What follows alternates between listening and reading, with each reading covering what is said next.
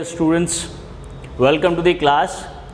मैंने आपको last session में बोला था कि मैं एक ऐसा वीडियो लेके आऊँगा जो सीटेट प्राइमरी के सारे जितने भी टाइप ऑफ क्वेश्चंस पेपर में आ सकते हैं, या यूँ कहो सीटेट प्राइमरी का एक भी क्वेश्चन इस वीडियो से बाहर नहीं जाएगा। टोटल मैं आपको आज 40 के आसपास क्वेश्चन कराऊंगा केवल, और इन 40 क्वेश्चंस में से सीटेट प्राइमरी के लिए 2020 जुलाई में आने वाले एग्जामिनेशन में एक भी क्वेश्चन बाहर नहीं जाएगा, और आपको इसके बाद कोई और वीडियो मैथ्स का देखने की ज़रूरत नहीं है, और ना ही किसी और चैनल पे कुछ भी पढ़ने की ज़रूरत नहीं पड़ेगी। बस ये वाले 40 क्वेश्चन कर लेना, और इन 40 क्वेश्चन को कई बार करना, और उसके बाद सीटेट के 15 क्वेश्चन आप प्राइमरी के करोगे, आई प्रॉमिस। राइट, तो चलो स्टार्ट करते हैं पहले क्वेश्चन से। और फर्स्ट क्वेश्चन आपको दिख रहा है, फर्स्ट क्वेश्चन है आपका 48603 में 8 व 6 के स्थानीय मानों का अंतर क्या होगा।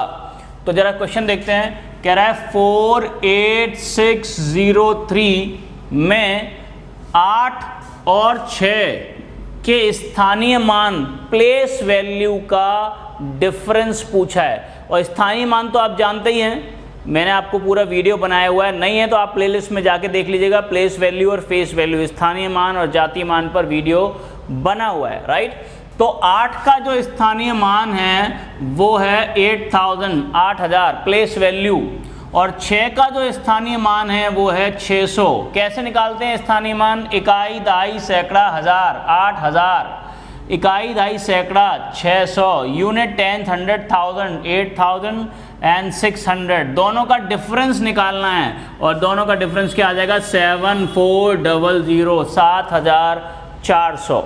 ये आपका फर्स्ट क्वेश्चन है। अक्सर कर सीटेट में आपको यूनिट डिजिट प्लेस वैल्यू और फेस वैल्यू पर एक क्वेश्चन आपको मिलेगा।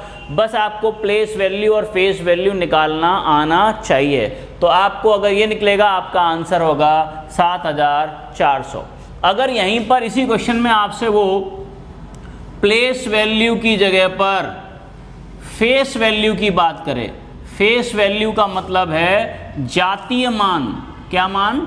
जातीय मान। तो 8 का जातीय मान 8 है, 6 का जातीय मान 6 है, 3 का जातीय मान 3 है। ऐसे भी क्वेश्चन बन सकता है। इसमें क्वेश्चन बन सकता है 48603 में 8 के स्थानीय मान, 8 के स्थानीय मान व 6 के जातीय मान का अंतर ज्ञात कीजिए। राइट, ऐसे भी पूछ सकता है आपसे। तो प्लेस वैल्यू किसकी? 8 की, वो कितनी है? 8000 है। 6 की फेस वैल्यू, जातीय मान 6 है, तो दोनों का डिफरेंस 7996, 7996 आ गया तुम्हारा आंसर।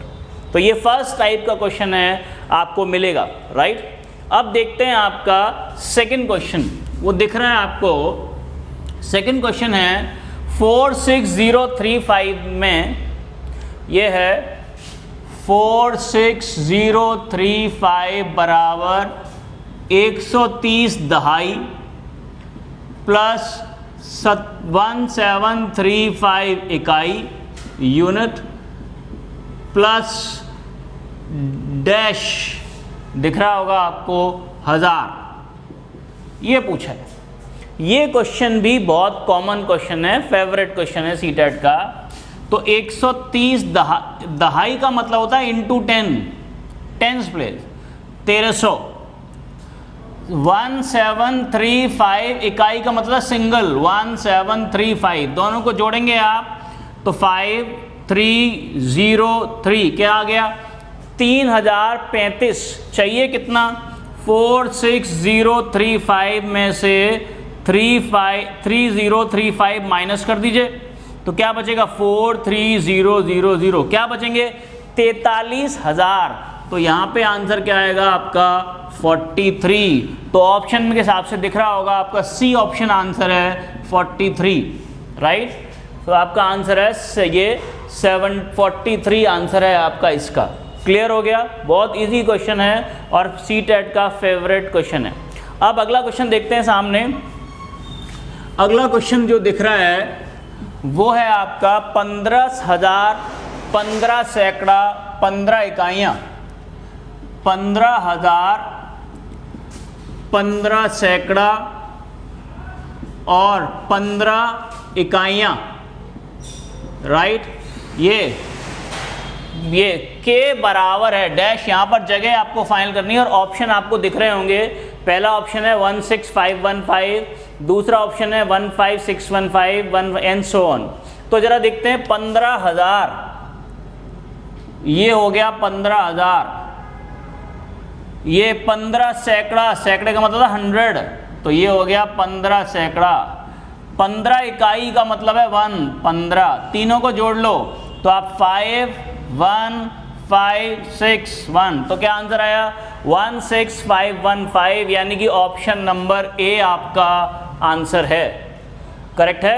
बहुत इजी है, ये आपको समझ में आ गया होगा। बहुत आसान क्वेश्चन है और सीटेट का फिर से बहुत फेवरेट क्वेश्चन है। करेक्ट? ओके। नेक्स्ट क्वेश्चन जो है वो आपका दिख रहा है, आपको कह रहा है यदि 101 इंटू 1111 इज इक्वल्स टू, यहाँ लिख लेता हूँ मैं, 101 into 1111 is equals to 11000 into 11 in plus 11 into place. यहाँ पर जगह खाली है, कुछ नहीं है इस क्वेश्चन में, आपको आता है।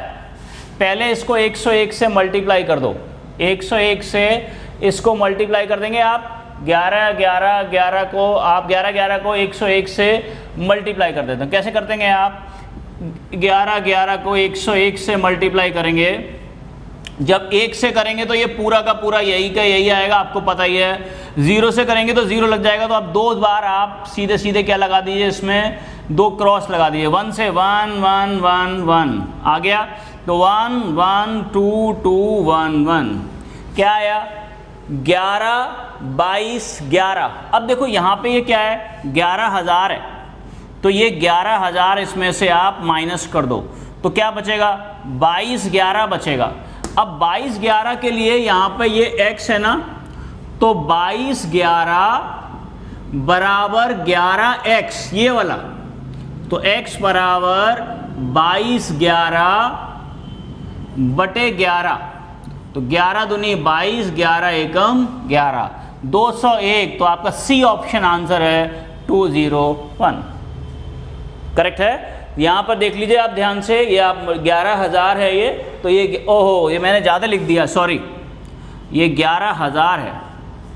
तो आप यहाँ पे ये गलती नहीं है, ये सही है, मैंने सही किया है क्वेश्चन, यहाँ पे ये है, ये बिल्कुल सही लिखा है 1 2 3 4। करेक्ट? ओके। नेक्स्ट वाला क्वेश्चन देखते हैं आप, और आपको सामने क्वेश्चन क्या दिख रहा है, अगला क्वेश्चन दिख रहा है, आप क्वेश्चन देखते हैं। अगला क्वेश्चन है जब 60606 को 106 से भाग करते हैं पर प्राप्त शेषफल को 40404 को 104 से भाग देने पर प्राप्त शेषफल से भाग दिया जाता है, तो शेषफल क्या होगा? तो क्या करना है 60606 को 106 से डिवाइड करना है।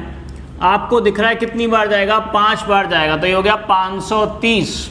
कितने बचे 6, 10 में से 3 गया 7, फिर ये 0 लिख लिया। कितनी बार जाएगा 7 बार, 7 6 42। कितने बचे यहाँ पर 18। करेक्ट है, 6 लिख लिया। कितनी बार गया ये 1 बार 106। क्या बचा 80, यहाँ पे बच गया 80। अगले वाले में है 40404 को 104 से डिवाइड करना है, तो कितनी बार जाएगा ये 3 बार 312। करेक्ट है 312। 4 में से 2 गए 2 बचे, यहाँ 10 में से 1 गया 9 बचे 92। 0 लिख लिया। अब कितनी बार जाएगा 8 बार, 8 चौक 32, 8 एकम 8, 10 में से 2 गए 8, 11 में से 3 गया 8, 88 बच गए। अब लिख लिया आपने 4, कितनी बार जाएगा ये 8 बार जाएगा, तो 8 चौक 32, ये यहाँ पर ऐसे आ गया, तो ये 2 और ये 5, 52 बचा। अब क्वेश्चन पूछा है 60606 को 106 से डिवाइड करने पे जो शेषफल बचता है और 40404 को 105 से भाग करने पे जो शेषफल बचता है उससे भाग देने पर क्या शेष बचेगा। तो 80 को 52 से 52 से डिवाइड करने पे क्या बचेगा, 52 से एक बार गया और आंसर बचेगा आपका 28 बचेगा। तो ये ऐसे क्वेश्चन में कुछ नहीं होता, पहले वाले को 106 से डिवाइड कर लो, दूसरे वाले को 104 से, और जो फाइनली आया उसमें जो भी पूछे, हो सकता है पूछे दोनों शेषफल का जोड़ क्या होगा, दोनों शेषफल का अंतर क्या होगा, दोनों शेषफल का गुणन क्या होगा, कुछ भी पूछ सकता है, पर जो तरीका है वो यही रहेगा। Correct, okay. अब देखते हैं इसको हम नेक्स्ट क्वेश्चन, और ये नेक्स्ट क्वेश्चन है इसमें 408 इंटू 35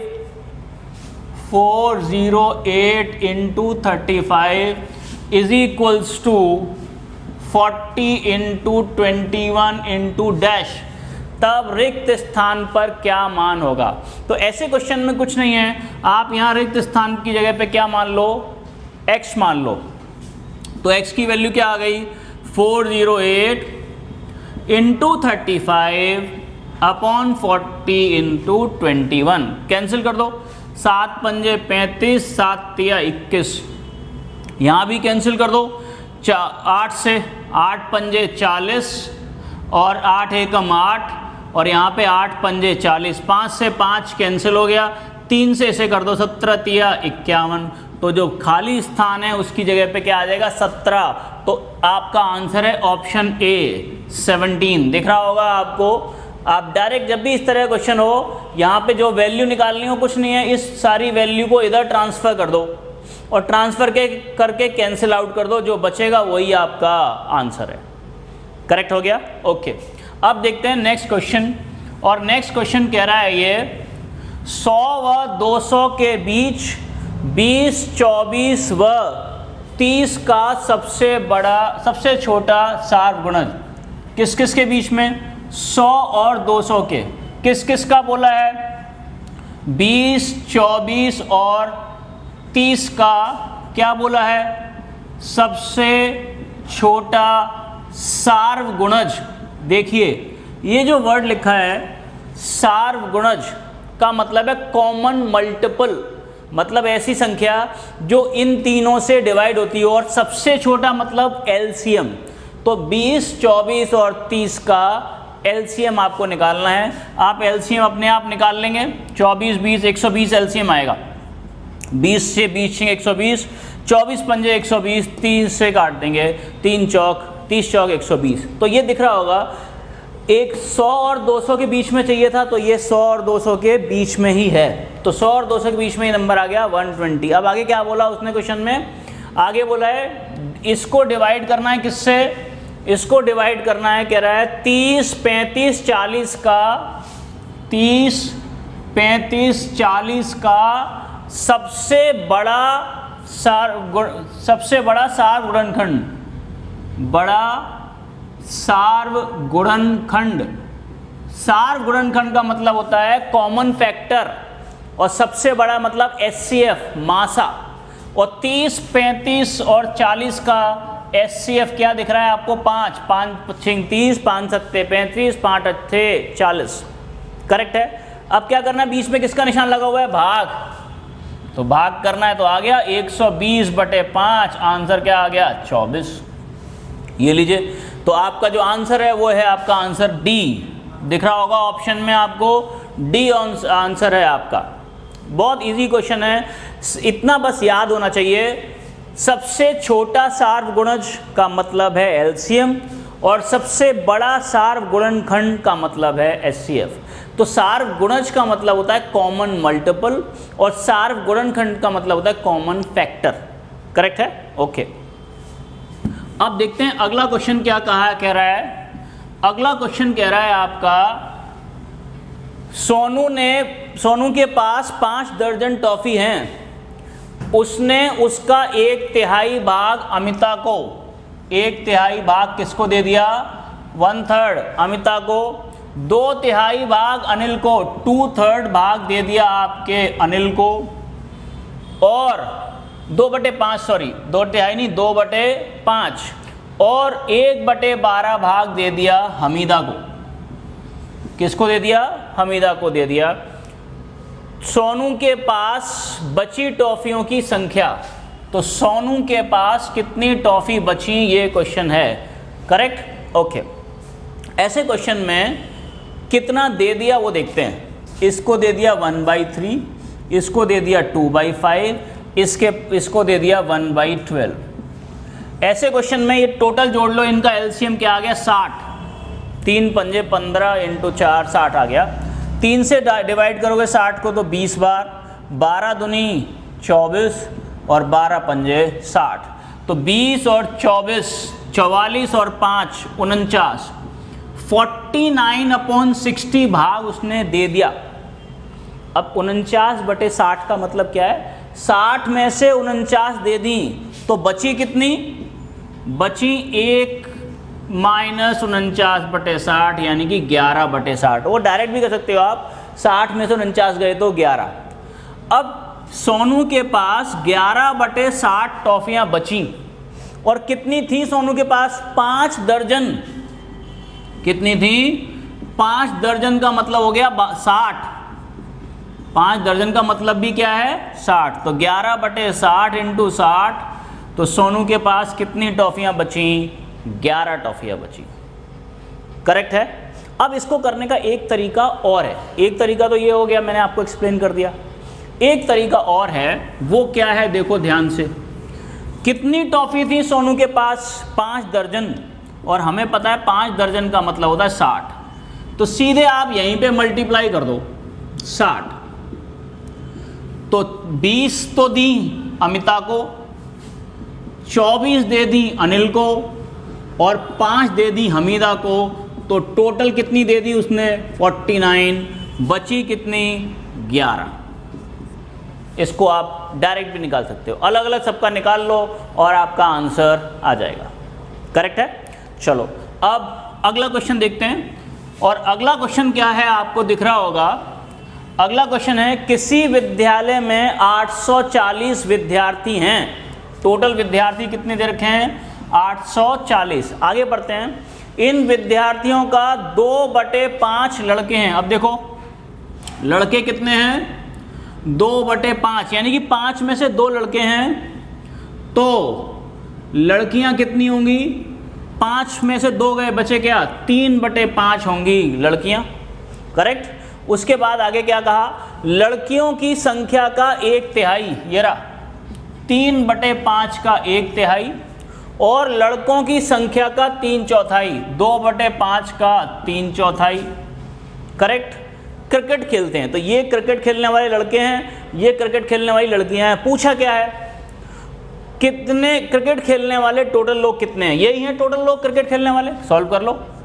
2 दूनी 4, 3 से 3 कट गया, तो यहाँ 3/10, यहाँ 1/5, एलसीएम 10, 3 + 5 दूनी 10, तो 5/10, यानी कि टोटल के आधे विद्यार्थी क्रिकेट खेलते हैं। ये इसको सॉल्व कर लिया, आंसर आ गया टोटल के आधे विद्यार्थी क्रिकेट खेलते हैं। सब आप देख रहे हो, बहुत आसान क्वेश्चन है। करेक्ट है। अब हम इसमें अगला क्वेश्चन करते हैं। करेक्ट है। अब देखिए ये हो गया। अब करते हैं हम नेक्स्ट क्वेश्चन। आप देख रहे होंगे क्या क्वेश्चन दिख रहा है, ध्यान से पढ़ते हैं। कह रहा है अजय ने एलईडी को 36,600 रुपये में ख़रीदा और उसने 9,400 रुपये का नगद भुगतान किया तथा शेष रकम को 17 बराबर किस्तों में देने पर राजी हुआ। प्रत्येक किस्त की राशि क्या है? तो कितने की टीवी ली उसने? एलईडी ली उसने। एलईडी कीमत है 36,600 रुपये। इस 36,600 में से उसने कितना डाउन पेमेंट कर दिया? 9,400 रुपये उसने वहीं की वहीं पे कर दिए। माइनस कर दोगे आप तो बचेंगे क्या? 16 में से 9 गए तो 7, इतने बचे 27,200। अब पूछा क्या, ये जो पैसा है ये कितनी किस्तों में लौटाना है? 17 किस्तों में। तो 17 किस्तों में लौटाना है 27,200 रुपये। तो एक किस्त यानी कि प्रत्येक किस्त कितने रुपए की होगी? 27,200 बटे 17, 17 एकम 17, 17 छिंग 102 कट गया। तो आपका आंसर आ गया 1600 रुपये की किस्त जाएगी, यानी कि आपका आंसर है सी ऑप्शन। देख रहे होंगे बहुत आसान क्वेश्चन है, सीधे सीधे निकाल सकते हैं आप। 36,600 में से कितना डाउन पेमेंट किया, जो पैसे बचे उसको जितनी किस्तों में कहा है उतने से भाग कर दो, प्रत्येक मंथ की आपकी किस्त आ जाएगी। क्लियर हो गया? ओके, चलिए अगला सवाल पढ़ते हैं। अगला सवाल है आपका, एक बस शिमला से सोमवार को समय 14:25 पे चली। कब चली? सोमवार को। कितने बजे? 14:25 पर चली और मंगलवार को 10:14 पर पहुंची। मंगलवार को 10:14 पे पहुंची आगरा। पूछ रहा है यात्रा में कितना समय लगा। आपको टाइम निकालना है। आपको मैं डायरेक्ट तरीका बता रहा हूं, उसका ध्यान से सुनेंगे। इसके कई तरीके होते हैं करने के, पर मैं जो तरीका आपको बता रहा हूं इसमें मुझे इससे मतलब है। कितना है आखिरी में? 25। पूरा ध्यान इधर, कितना लिखा है? 25। ये कितना है? 10-14। तो 10-14 से पहले वाला 25 वाला, जिसके पीछे 25 आता हो वो टाइम ले लो। 9:25 ही तो आएगा, क्योंकि 10:25 तो 10-14 के बाद आएगा। तो 9:25 तक का टाइम निकाल लो। इसका सीधे को 25-25 तो सेम ही है। तो 14:25 से 9:25 तक, तो 14 से लेके 9 तक कितने हो गए? 22, टोटल 24 बचते हैं। तो 14:25 से 12:25 तक हो गए पूरे कितने घंटे? 10 घंटे। और 10 घंटे के बाद 9 घंटे और टोटल 19 घंटे तो ये हो गए। मेरी बात समझ में आई? क्या लिखा है इसमें? 25। तो आपको 25 ही लेना है यहाँ पे। यहाँ 10-14 है, तो 10-14 से पहले 9:25 बजे होंगे। तो 9:25, और क्योंकि ये पूरा जाएगा 25-25, तो इस 25 से हमें मतलब नहीं है। अब मतलब है 14 से और 9 से। तो 14 और से लेके 9 तक में कितने घंटे हो गए? 14 से लेके 9 तक में 10, 14 से 24 तक 10 घंटे, और 10 से लेके 9 तक 9 घंटे, 19 घंटे तो ये हो गए। अब सिर्फ आपको क्या निकालना है? 9:25 से 10:14 तक। अब देखो 10 बजने में अभी 35 मिनट तो यहाँ चाहिए, और 14 मिनट ये फालतू हैं। तो 14 और 35 मिला करके हो गए 49। तो आपका आंसर आ गया 19 घंटे 49 मिनट। और आपका जो आंसर देखेंगे आप, और इसमें जो आंसर है आपका वो है आपका, इसमें आंसर है, इसमें से फर्स्ट आंसर है, इसका फर्स्ट वाला आंसर है, करेक्ट है। ये आपका आंसर है जो आपको, मैं आपको दिख रहा होगा फर्स्ट बोर्ड पर। अब देखते हैं हम अगला क्वेश्चन। ये तो क्लियर हो गया होगा, मैं बता देता हूँ। सीधा तरीका होता है, लास्ट में ये जो 25 है इससे मतलब है आप 14:25 से 9:25 तक देख लो, या 10:25 तक देख लो। अगर 10:25 तक देखोगे तो 11 मिनट पीछे करने पड़ेंगे, एक ही बात है। ओके, मेरा मतलब समझाने का, एक बार और समझा देता हूँ। अगर मैं इसे 10:25 तक निकाल लेता तो यहाँ से यहाँ तक कितने घंटे हो जाते? 10 घंटे वहाँ और 10 घंटे यहाँ, कितने भी घंटे हो जाते? 20 घंटे। पर ये ज़्यादा हैं 11, ये 11 इसमें से माइनस कर दोगे तो 19 घंटे 49 मिनट बचेगा। ऐसे भी आप निकाल सकते हैं। तो आपका आंसर आ गया इसमें ए, फर्स्ट वाला आपका आंसर है। अब अगला क्वेश्चन पढ़ते हैं ध्यान से। अगला क्वेश्चन कह रहा है 15 दिनों में मिनटों की संख्या। 15 दिनों में किसकी संख्या? मिनटों की संख्या निम्न में से, यही तो सवाल पूछा है आपने, बराबर है निम्न में से किसके? और ऑप्शन में अगर आप देखोगे तो क्या क्या दे रखा है? 8 घंटे, 10 घंटे, 12 घंटे और 15 घंटे। यानी कि सवाल घंटे में हो गया। देखो इधर 15 दिन, एक दिन में कितने घंटे? 24।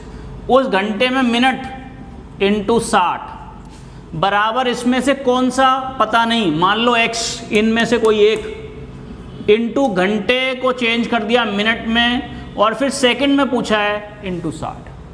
करेक्ट है। इसमें कितने सेकंडों की संख्या के बराबर होगा? देखो 60 से 60 कट गया, 15 चौक 60 और 4 छिंग 24, आपके आंसर आ गए 6 घंटे। ये 8 घंटे नहीं, सॉरी 6 घंटे है, 6 आवर्स है। करेक्ट है, ये ऑप्शन में ए आंसर है इसका 6 आवर्स। ये 8 घंटे नहीं है, 6 घंटे। क्लियर हुआ। 15 दिन को चेंज कर दिया घंटे में, बराबर यहाँ पे ले लिया, मान लीजिए x घंटे।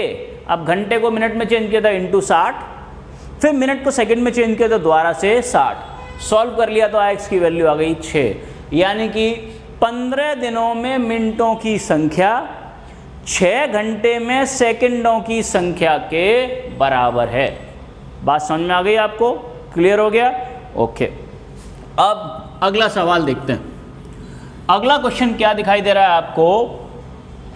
कह रहा है स्पिरिट के 200 लीटर 484 मिलीलीटर को 200 लीटर 484 मिलीलीटर, क्या है ये? स्पिरिट को एल्कोहल के 18 लीटर 160 मिलीलीटर, एल्कोहल कितना है? 18 लीटर 160 मिलीलीटर, राइट, के साथ मिलाया जाता है। इस क्रिया में 16 लीटर 244 मिलीलीटर मिश्रण को उपयोग कर लिया जाता है। तो इसमें से कितना उपयोग कर लिया गया? 16 लीटर 244 मिलीलीटर यूज कर लिया गया। करेक्ट है। तथा शेष मिश्रण को 400 मिलीलीटर की बोतलों में भर दिया। तो बोतलों की संख्या निकालनी है। बहुत आसान है। देखो, इतना स्पिरिट है, इतना एल्कोहल है, दोनों को मिला लेंगे तो टोटल कितना हो गया वो निकल आएगा।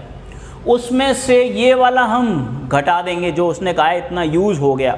जो बचेगा उसको कितनी बोतलों में भरना है? 400 मिलीलीटर की बोतलों में भरना है। करेक्ट है। देखते हैं। तो आप पहले जोड़ लो, 200 लीटर और मिलीलीटर कितने हैं? 484। यहाँ पर ये 200 नहीं है, 20 है, 20 लीटर है। सॉरी, क्वेश्चन में मैंने गलत पढ़ लिया, 20 लीटर लिखा है। तो ये 20 लीटर है और ये 400 मिलीलीटर है। यहाँ पर क्या है? 18 लीटर और 160 मिलीलीटर जोड़ लेंगे तो ये आ गया 38 लीटर, और ये आ गया 4 8 और 6 14 और 5 और 1 6, 38 लीटर 644 मिलीलीटर। इसमें से कितना इस्तेमाल हो गया? 16 और 244 इस्तेमाल हो गया। तो यहाँ कितना बचा? ये 22, तो ये बचा, और ये 0 0 4 ये बचा। तो 22 लीटर 400 मिलीलीटर।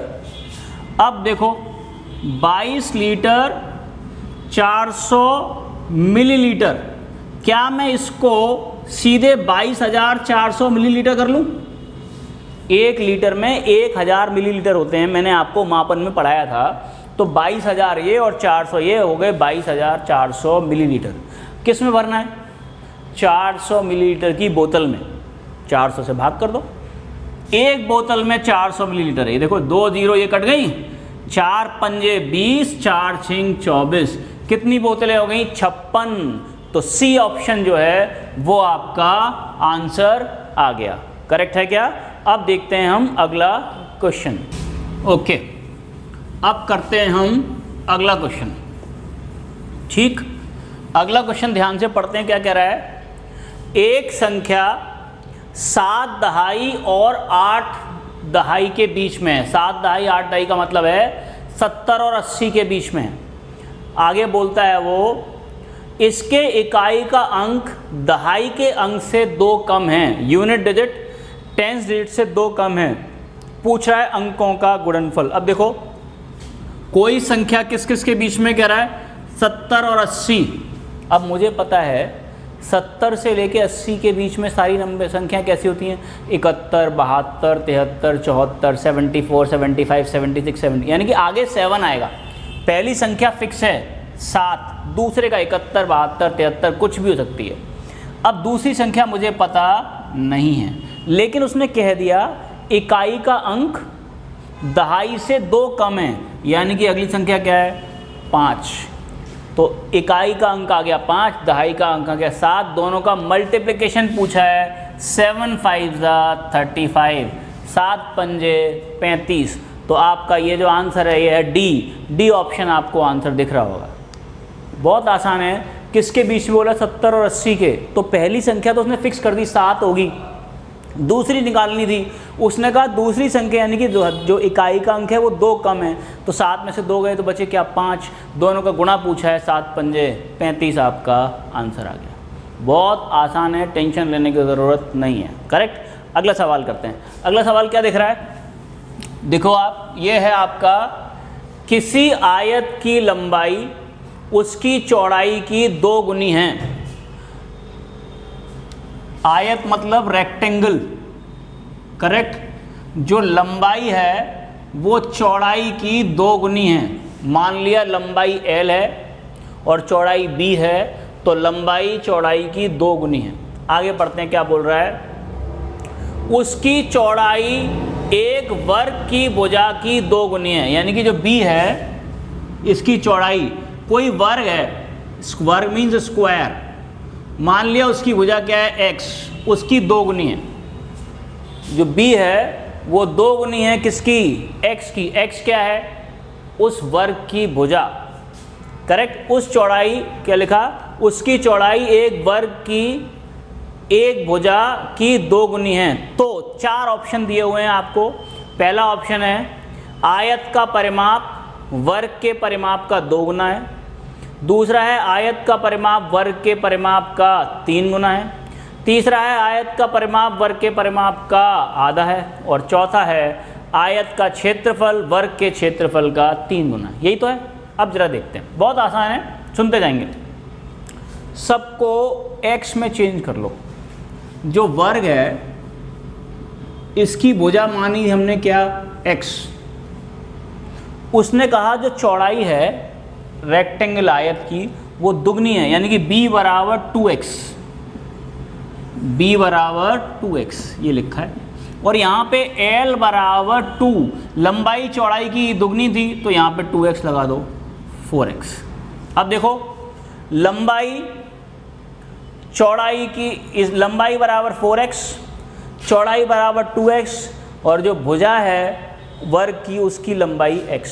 हमें पता है स्क्वायर का परिमाप होता है 4a और रेक्टेंगल आयत का परिमाप होता है 2l प्लस b। लगा दो, 2l क्या है 4x, b क्या है 2x, तो 4 और 2 6 दूनी 12x, और ये क्या है 4, एक ही जगह पे क्या लगाऊंगा मैं x, तो 4x।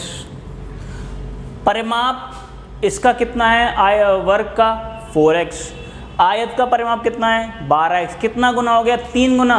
तो इसका आंसर आपका कौन सा सही है, आपका सही है आयत का परिमाप वर्ग के परिमाप का 3 गुना है। बी ऑप्शन सही है आपका, इसका ऑप्शन बी सही है, करेक्ट। अब इसी सवाल को मैं एक तरीके से और बताता हूँ, देखो ध्यान से।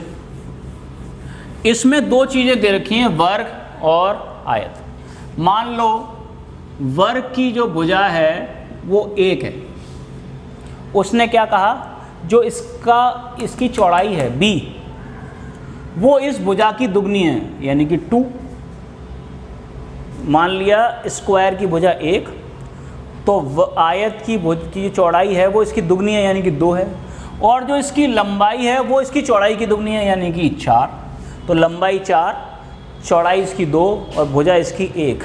इसका फॉर्मूला होता है 4a, इसका फॉर्मूला होता है 2l प्लस b। लगा दो, 2l 4 है, b 2 है, तो 4 और 2 6 दूनी 12, और ये 1 है, 4 इंटू 1 4।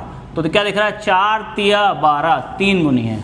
तो आयत की लंबाई, आयत का परिमाप वर्ग के परिमाप का 3 गुना है, करेक्ट है। अब देखते हैं हम अगला क्वेश्चन, करेक्ट। तो जो है अगला क्वेश्चन जो है आपको बोर्ड पर दिख रहा है, क्वेश्चन क्या है देखो ज़रा। कह रहा है एक घनाकार बक्सा, कैसा, घनाकार, क्यूबॉइडल, करेक्ट है, बक्सा जिसकी लंबाई दे रखी है 16 सेंटीमीटर, चौड़ाई दे रखी है 12 सेंटीमीटर, और ऊंचाई दे रखी है 9 सेंटीमीटर। और एक घनाकार बक्सा है, घनाकार का मतलब होता है क्यूबिकल, राइट, और उसकी जो है भुजा दे रखी है 15 सेंटीमीटर, 15 सेंटीमीटर। पूछा है रमेश इन बक्सों में, इस बक्से में और इस बक्से में 1 सेंटीमीटर भुजा वाले क्या रखना चाहता है, घन, क्यूब। कितने? 5000 क्यूब रखना चाहता है। इन घनों की संख्या जो इस बक्से में पैक नहीं की जा सके, मतलब ऐसे कितने बक्से बच जाएंगे 5000 को रखने के बाद, कितने बक्से बच जाएंगे, जरा देखते हैं। ओके, यहाँ पर सॉल्व करते हैं। इसका आयतन निकालो, वॉल्यूम। वॉल्यूम होता है लंबाई गुणा चौड़ाई गुणा ऊंचाई, करेक्ट।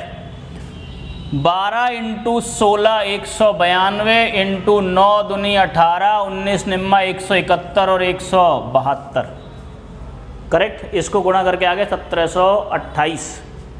अब यहाँ पर एक इसका वॉल्यूम होता है 1 क्यूब, 15 का क्यूब 3375 होता है, 3375।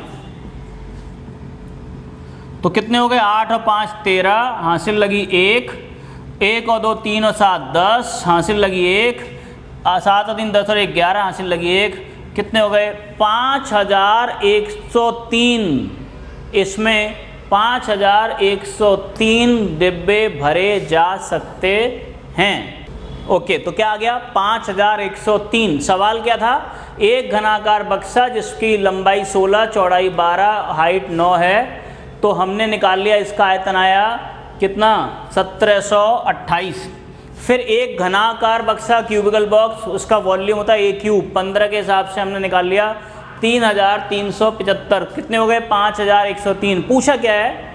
पूछा है फाइनली, अच्छा मैंने गलत पढ़ दिया था, पूछा सवाल ढंग से पढ़ते हैं, क्या लिखा है?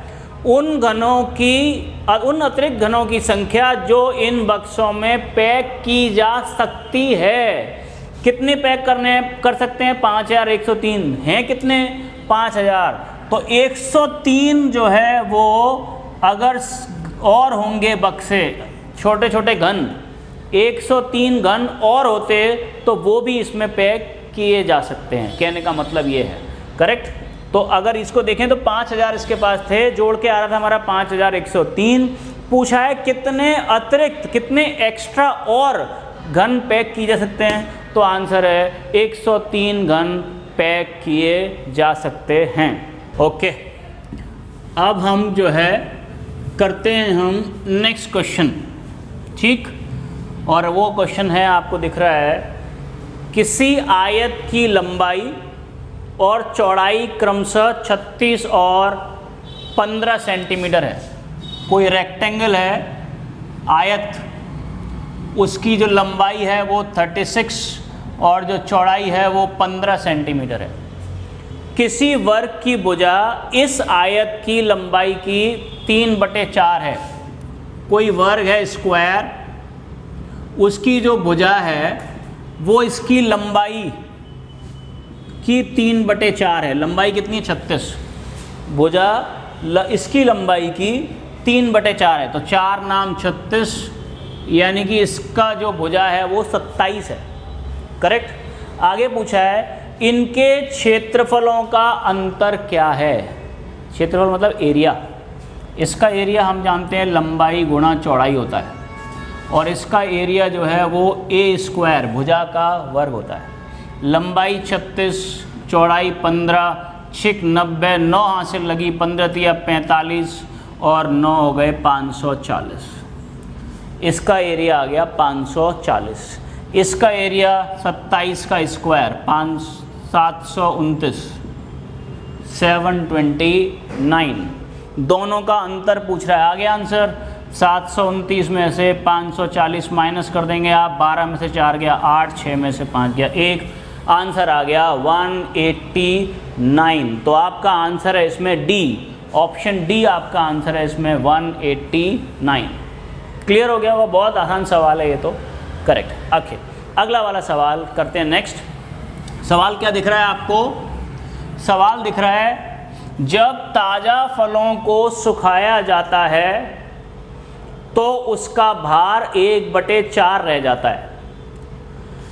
विजय ने 248 किलो फल 60 रुपये प्रति किलो के हिसाब से खरीदे। 248 किलो खरीदे, किस हिसाब से? 60 रुपये प्रति किलो के भाव से उसने खरीदे। और कह रहा है सूखने के बाद कितना रह जाता है? वो 1/4, 1/4 रह जाता है। उसके बाद क्या कहा उसने? और उसने सुखाने के पश्चात उनको 150 रुपये पर केजी के भाव से बेच दिया, तो उसे कुल कितने की हानि हानि हुई? करेक्ट है। अब देखो, पहले आपने यहाँ पे करते हैं 248 किलो खरीदे 60 के, तो टोटल कितने पैसे खर्च हो गए उसके? टोटल रुपए कितने खर्च हो गए निकाल लोगे? 0, 6 अट्ठे 48, 6 चौक 24 और 4 28, 6 दूनी 12 और 2 14, 14,880 रुपये उसके खर्च हो गए। अब उसके जब सूख गए तो सूखने के बाद फल कितने रह जाते हैं? 1/4 थे कितने? 248 का 1/4, 4 छिंग 24, 4 दुनिया 62 किलो। और बेचे किसके हिसाब से उसने? 150 के हिसाब से। 15 दूनी 30, 15 छिक 90, 9,300 रुपये के बिके। राइट। तो खरीदे कितने के थे? 14,880 के। बिके कितने? 9,300 के। अब 9,300 के बिके हैं तो नुकसान आ गया क्या? आंसर आ गया 55,580 रुपये का नुकसान हुआ। और आपका आंसर बी है, दिख रहा होगा आपको, 5580 बी आंसर। तो बहुत आसान है।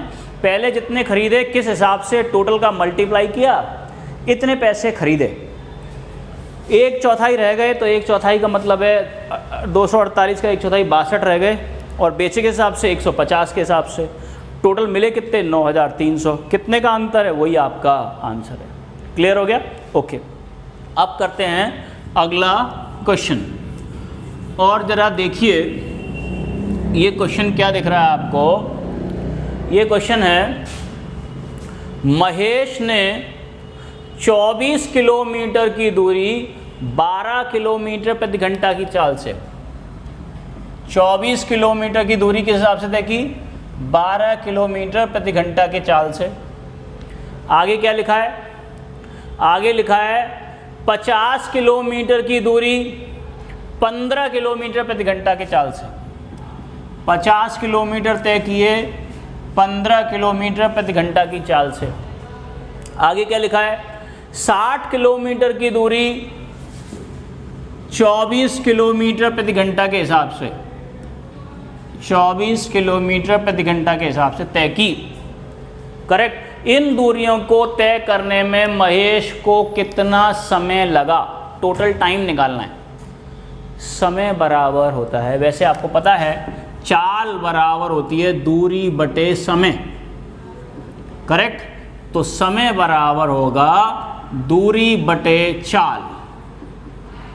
Time is equals to distance upon speed. बस हो गया। तो यहाँ से जब आप टाइम निकालोगे तो 24/12 2 घंटे। यहाँ से आप निकालोगे तो 50/15 15 तिया 45 3 घंटे। तो ये हो गए। कितने मिनट रह गए? 5 किलोमीटर रह गए। तो 5/15 1/3। और इसको जब आप मिनट में चेंज करोगे तो 20, तो 3 घंटे 20 मिनट। या इसको ऐसे भी समझ सकते हो 50/15 घंटे, और घंटे को आपने चेंज कर दिया 60, 15 चौक 60। कितने मिनट हो गए? 200 मिनट। 200 मिनट को घंटे में चेंज कर लोगे, 6 तिया 18, 3 घंटे पूरे और 20 मिनट, एक ही बात। और अगला है 60 किलोमीटर की दूरी 24 से काट दो, 15 4 छिंग 24, फिर काट दो 3 से, 3 पंजे 15, 3 दूनी 6, 2.5 घंटे का मतलब है 2 घंटे 30 मिनट। टोटल टाइम निकालना है। 2 घंटे ये वाले, 3 घंटे 20 मिनट ये वाले, और 2 घंटे 30 मिनट ये वाले, 2 3 5 और 7 घंटे 50 मिनट का टाइम लगेगा। तो आपका आंसर जो है वो आपको दिख रहा होगा, फर्स्ट वाला ही आपका आंसर है ए, 7 घंटे 50 मिनट। क्लियर हो गया? बस इतना पता होना चाहिए, समय बराबर होता है दूरी बटे चाल, दूरी दी हुई है, चाल ये रही, और घंटे को मिनट में बदलने के लिए 60 से आप गुणा करते हो। बेसिक बात आपको पता होना चाहिए और आपका आंसर निकल आएगा। क्लियर है?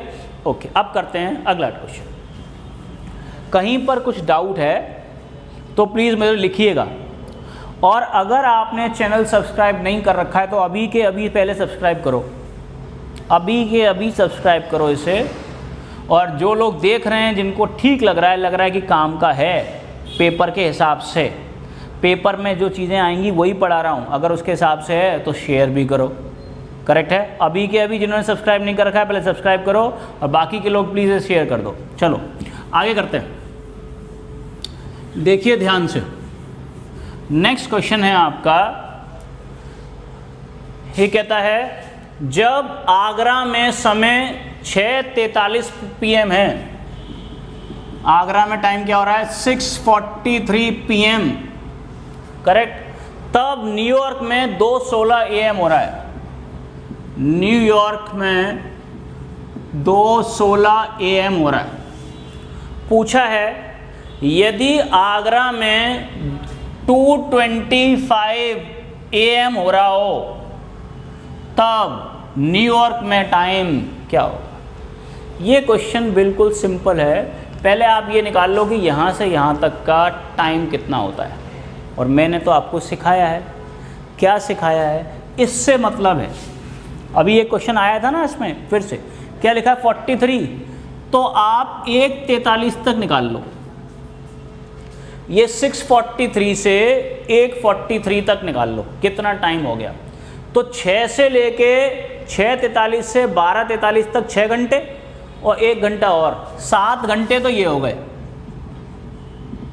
और इसके बाद 43 से 16 में, तो यहाँ से 43 से 1:43 से 2 बजने में कितने मिनट और लगेंगे, 17 और 16 कितने हो गए, 33 मिनट। तो इन दोनों का अंतर है 7 घंटे 33 मिनट। जिनको नहीं आ रहा वो फिर समझ लें, 6:43 से 2:16 निकालना है, तो आप 6:43 से पहले 1:43 निकाल लो। जब 6:43 से 1:43 निकालोगे तो कितने का डिफरेंस आ जाएगा, ये आ जाएगा आपका 7 घंटे का डिफरेंस। 6 और 6 12 और 1 7, 6 और 1 7। ऐसे ही यहाँ 43 से 17 मिनट कम थे और यहाँ 16 मिनट ज़्यादा हैं, तो 16 और 17 कितने हो गए, 33 मिनट हो गए। तो आपको कितने टाइम, 7 घंटे 33 मिनट और इसमें जोड़ लो, 7 घंटे 33, तो 9 बजकर ये 58 मिनट हो जाएगा। तो आंसर है 9:58 AM। करेक्ट है? और आपका आंसर पहला वाला ही है, इसमें नहीं, सॉरी, लास्ट वाला आंसर है आपका डी, 9:58, 9:58 हो जाएंगे। बहुत सिंपल होता है, पहले वाले इससे मतलब है जिससे कैलकुलेशन आपकी आसान हो जाए। करेक्ट है? ओके, चलिए नेक्स्ट क्वेश्चन देखते हैं। अब कोई डाउट है तो प्लीज़ मुझे कमेंट कर दीजिएगा ताकि मैं आपको रिप्लाई कर दूं। वैसे ये सब मैं छोड़ूंगा नहीं इसमें कि आपको कुछ भी बच जाए। आपको ये वीडियो पूरी देखनी है, क्योंकि मैं आपको बता रहा हूं कि इन क्वेश्चंस के बाहर एक भी सीटेट का क्वेश्चन नहीं आएगा। इन्हीं क्वेश्चंस को सबको कॉपी पेन लेके कंप्लीट करिए, दोबारा से पढ़िए, त्योहार से पढ़िए। इसके बाद आपको कोई वीडियो देखने की ज़रूरत नहीं है। टॉपिक का कोई वीडियो आ जाए तो आप देख सकते हैं, अदरवाइज सीखने के हिसाब से, पर पेपर के हिसाब से तो ये मान के चलो कि 15 नंबर के जो सवाल हैं वो इन्हीं में से ही आने हैं, तो चिंता करने की ज़रूरत नहीं है। अगला देखते हैं। अगला कह रहा है आपको, रमेश अपने 12 मीटर लंबे और 8 मीटर चौड़े बरामदे के फर्श पर टाइलें लगाना चाहता है। टाइलों के निम्न साइज़ों में से कौन सी खरीदे जिससे कि फर्श पर टाइलें किसी टाइल को काटे बिना लग जाएं। बहुत आसान है। कैसा फर्श है? रेक्टेंगल। रेक्टेंगल आयत का एरिया होता है लंबाई गुणा चौड़ाई। लंबाई कितनी है? लंबाई है उसमें दे रखी है 12 मीटर। चौड़ाई कितनी है? 8 मीटर। इसमें टाइल लगाने छोटे छोटे, ऐसे छोटे छोटे टाइल लगाने, इस तरह के, ये वाले, ये छोटे छोटे टाइल लगाने, और इस तरह से लगाने हैं कि कोई टाइल टूटे नहीं। तो वो टूटेगा तब नहीं जब ये जो छोटे टाइलों का साइज़ है ये पूरा पूरा आ जाए। हाँ या ना? इस तरह के सारे सवालों का आंसर सुनो ध्यान से। टाइलों की संख्या जब भी निकालनी हो, इस तरह का कोई भी सवाल होगा, तो बड़ा क्षेत्रफल बटे छोटा क्षेत्रफल, बड़े एरिया को छोटे एरिया से डिवाइड कर देना है। बड़े एरिया को छोटे, बड़ा एरिया ये बड़ा वाला ही होगा और छोटा एरिया किसका होगा? उस टाइल का। अब ऑप्शन के हिसाब से करते हैं। पहला वाला ऑप्शन लगाते हैं 24 × 160, ये सेंटीमीटर में, ये भी सेंटीमीटर में, और ये किस में है? मीटर में। 1 मीटर बराबर आप जानते हो 100 सेंटीमीटर होता है। तो आपके ये हो गए 1200 × 800 बटे 24 × 160। ये चेक करना है कि ये पूरा पूरा डिवाइड होगा कि नहीं। अगर डिवाइड हो गया वही आपका आंसर होगा। तो देखो 16 पंजे 80 कट गया और 24 पंजे 120 कट गया।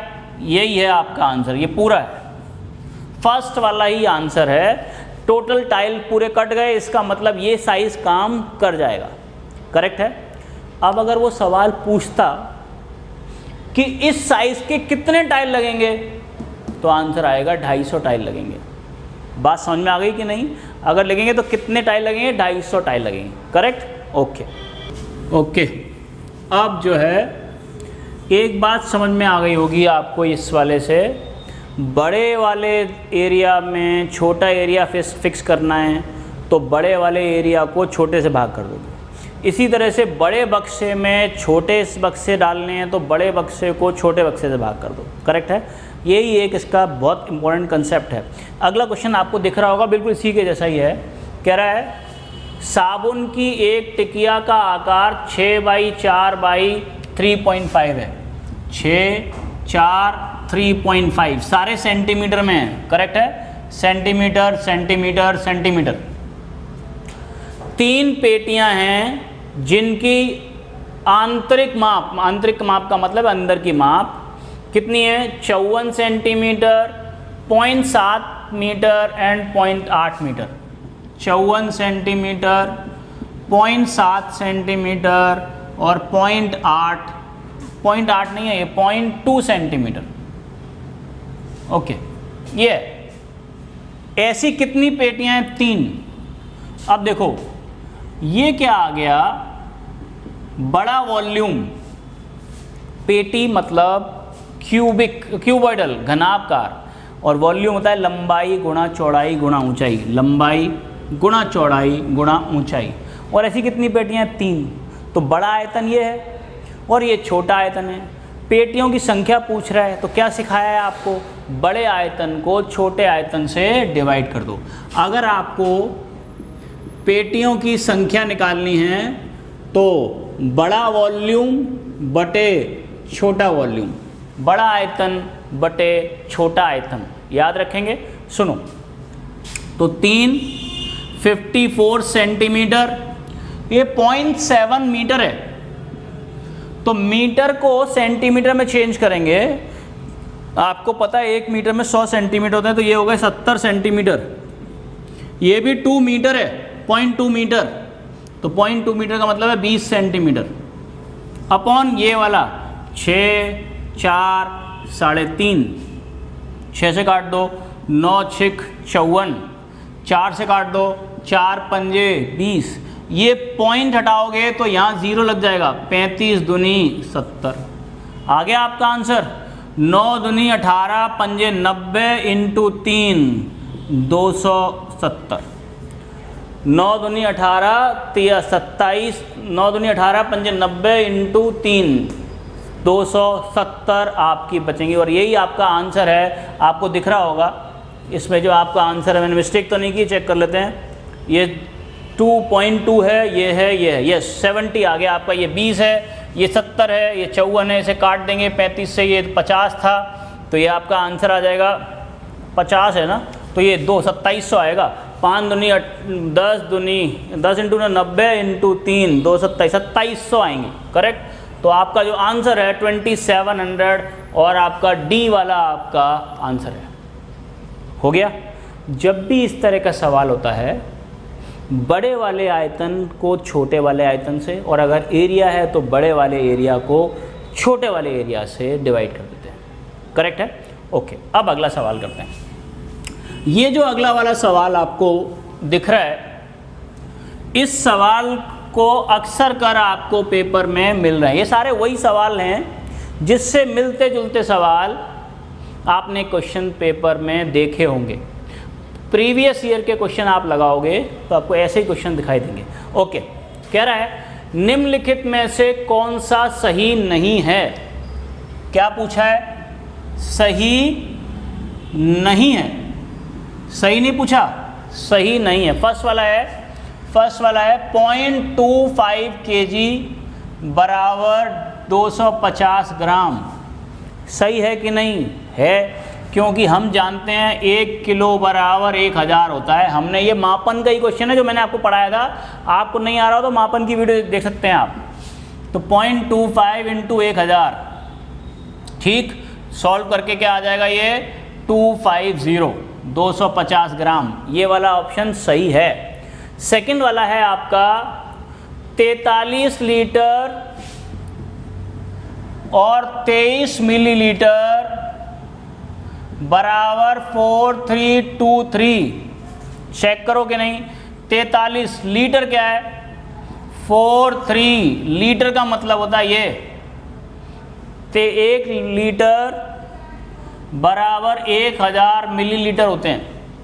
तो 43,000 प्लस 23 मिलीलीटर, तो क्या आंसर आएगा? 43023। ये भी आपका बिल्कुल सही है। थर्ड वाला जो दिख रहा है आपको वो है 1 शतांश बराबर 0.01। 1 शतांक बराबर 0.01। शतांक का मतलब होता है 1/100। 1/100 का मतलब 0.01। ये भी सही है। अब चौथा वाला चेक करने की ज़रूरत नहीं है क्योंकि 4 में से एक ही सही होगा, एक ही आंसर होगा। 3 तो ये सही है, तो डेफिनेटली चौथा वाला ही गलत होगा। लेकिन फिर भी अब कर रहे हैं तो बता देता हूँ। क्वेश्चन में कहा है एक वर्ग जिसका परिमाप 48 सेंटीमीटर है का क्षेत्रफल बराबर है उस आयत के जिसकी लंबाई व चौड़ाई 16 और 8 है। तो आयत का एरिया होता है लंबाई और चौड़ाई, तो 16 इंटू 8 का क्षेत्रफल 16 × 8 = 128। और क्या कहा है? एक वर्ग जिसका परिमाप 48 सेंटीमीटर है। परिमाप मतलब 4a, तो a बराबर 12, तो इसका एरिया क्या होगा? 144। वर्ग का एरिया क्या है? 144। आयत का क्या है? 128। क्या ये बराबर हैं? नहीं, तो ये भी गलत है। तो इसके अलावा बाकी 3 सही थे, यही गलत है, यही इसका आंसर होगा। तो वो वहाँ पे हो गया। और ये है आंसर, ये ठीक कर लेना, ये 43023 है, सेम, करेक्ट। ओके, अब ये जो क्वेश्चन मैंने बताया है, इस तरह का क्वेश्चन आप देखोगे कि पहले भी आ चुका है, कई बार पूछा जा चुका है ये क्वेश्चन। अब हम अगला सवाल करेंगे। पहले इसको मिटा देता हूँ और अगला सवाल पढ़ते हैं। अगला सवाल है सब्जियों के मूल्य प्रति किलो नीचे दिए हुए हैं। और क्या क्या दिए हुए हैं देखो। आलू जो है उसकी कीमत दे रखी है कितने? 24 रुपये 50 पैसे प्रति किलो, ठीक। इसके बाद लौकी है, लौकी की कीमत दे रखी है 12 रुपये प्रति किलो, ठीक है। इसके बाद नेक्स्ट दे रखा है आपका गोभी की कीमत। गोभी की कीमत दे रखी है यहाँ पर 45 रुपये 60 पैसे और मटर की कीमत दे रखी है 45 रुपये, सॉरी गोभी की कीमत दे रखी है 40 रुपये 50 पैसे और मटर की कीमत दे रखी है 45 रुपये 60 पैसे। और साथ में क्या कहा है पढ़ो, बोलता है प्रिया ने 5.6 kg आलू, 5.6 kg आलू, 2 kg और 600 ग्राम, तो 2.6 हो गए, 2 किलो 600 ग्राम का मतलब हो गया 2.6 ग्राम लौकी, 2.5 किलो गोभी 2.5 और 750 ग्राम मटर, 750 ग्राम का मतलब हो गया 0.75। अब देखो मान लो हमने एक टॉफ़ी 1-2 रुपये की खरीदी, तो 5 टॉफ़ी कितने की आएंगी, 2 5 10, 10 रुपये की, तो हमने मल्टीप्लाई किया। तो ऐसे ही यहाँ पर भी है, 1 किलो आलू 24.5 के आएंगे, तो 5.6 आलू कितने के आएंगे, इनका मल्टीप्लाई कर देंगे, इसका मल्टीप्लाई करेंगे तो ये आएगा 137.2, इसका मल्टीप्लाई करेंगे तो ये आएगा 31.2, इसका मल्टीप्लाई करेंगे तो ये आएगा 101.25 और इसका मल्टीप्लाई करेंगे तो ये आएगा 34.2। इन सबको जोड़ लेते हैं तो ये 5, ये 8, 7 और एक 8 और एक 9 और 4 13 और 14 और 3 16 और 10 26 एंड 39। तो ये कुछ गड़बड़ है, एक हासिल लिया इसमें हमने, तो ये हो गया आपका 14 और 3 16 और 10 26 और 30 29, 4 और 7 11 12, 4 से 11 12 13 कैरी 1, 3 और 3 6 और 3 6 और 4 10 है, ये 29 नहीं 30 आया, 303। तो ये आ गया आपका 303.85। इतने रुपए उसके लग गए। उसे पूछा क्या था आपसे, उसने कितने रुपए का सामान लिया और सामान कितने का लिया, 303.85। करेक्ट है, बहुत आसान होता है ये भी, कितने रुपए किलो है और कितना सामान है, दोनों को मल्टीप्लाई करेंगे तो इतना रुपए आ गया। इसी में कई बार वो एक क्वेश्चन पूछ लेता है, कहता है कि यदि उसने दुकानदार को 500 रुपए का नोट दिया तो उसे कितने रुपए वापस मिलेंगे, ऐसे भी पूछ लेता है। ये ना पूछ के कि कितने रुपए लगे, ये पूछेगा कि 500 रुपए का नोट दे दिया और कितने रुपए वापस आएंगे। तो कुछ नहीं है, आपको पता ही है, आप 500 रुपए में से 303 रुपए 85 पैसे आप घटा देंगे तो 186.15 186.15 रुपीज़ जो है वो वापस मिलेंगे, सॉरी 196.15 रुपीज़ उसको वापस मिलेंगे। हो गया। तो ऐसे सवाल में आपको कुछ नहीं करना होता, समझ में आ गया होगा कैसे करना है, राइट। अब देखते हैं हम नेक्स्ट क्वेश्चन। ओके, देखो सामने क्या लिखा है नेक्स्ट क्वेश्चन। नेक्स्ट क्वेश्चन लिखा है, एक ही माप की 24 बोतलों में, बोतल कितनी है 24, एक ही माप की 24 बोतलों में कितने 54 लीटर 240 मिलीलीटर, 54 लीटर और 240 मिलीलीटर दूध भरा है। तो ऐसी 18 बोतलों में दूध की मात्रा क्या होगी। अब 24 बोतल में इतना है, अब आपको इसे 54,540 है, आप इसे 54240 भी लिख सकते हो, क्योंकि 54 लीटर का मतलब होगा 54,000 मिलीलीटर और 240 मिलीलीटर और, तो टोटल मिलाकर के हो गया 54,240 मिलीलीटर। ठीक, ये कितनी बोतलों में है 24, तो एक बोतल में कितना आएगा निकाल लेंगे क्या हम, एक बोतल में आएगा आपका बटे 24। और कितने बोतलों में निकालना है आपको सवाल में? 18 बोतलों में। आ गया आंसर। तो 18 बोतल में कितना होगा? 54240 इंटू 18 बटे 24। काट दीजिए आप इसे, 6 से काट दीजिए, 6 तिया 18, 6 चौक 24, 4 एकम 4, 4 तिया 12, 4 पंजे 20, 4 छिंग 24। काट दिया आपने और मल्टीप्लाई कर दीजिए। 0 3 छिंग 18, 3 पंजे 15, 13 तिया 39 और 1 40। 40,680 मिलीलीटर, या इसे आप कह सकते हैं 40 लीटर और 680 मिलीलीटर। करेक्ट है? एक बार चेक कर लीजिए। 24 बोतलों में कितना है? 54240। तो 18 बोतलों में कितना होगा? और आपने 24 से भाग करके 18 से काट दिया। 6 चौक 24, 6 तिया 18, 4 एकम 4, 4 तिया 12, 4 पंजे 20, 4 छिंग 0, 0 काट दिया। 3 से मल्टीप्लाई किया तो 0, 3 छिंग 18, 3 पंजे 15, 1 16, 13 तिया 39 और 1 40। बिल्कुल सही। तो आपका आंसर कौन सा है इसमें?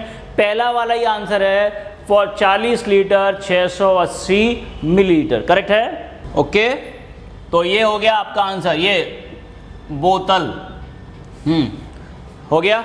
अब नेक्स्ट क्वेश्चन करते हैं, इसको मिटाता हूं मैं। देखिए नेक्स्ट क्वेश्चन क्या है। नेक्स्ट क्वेश्चन है आपका, एक मानचित्र पर 1/2 सेंटीमीटर की दूरी 1500 किलोमीटर की दूरी को निरूपित करता है। मतलब जमीन पे जो 1500 किलोमीटर है वो मानचित्र ग्राफ में या फिर क्या कहते हैं वो 1/2 सेंटीमीटर है।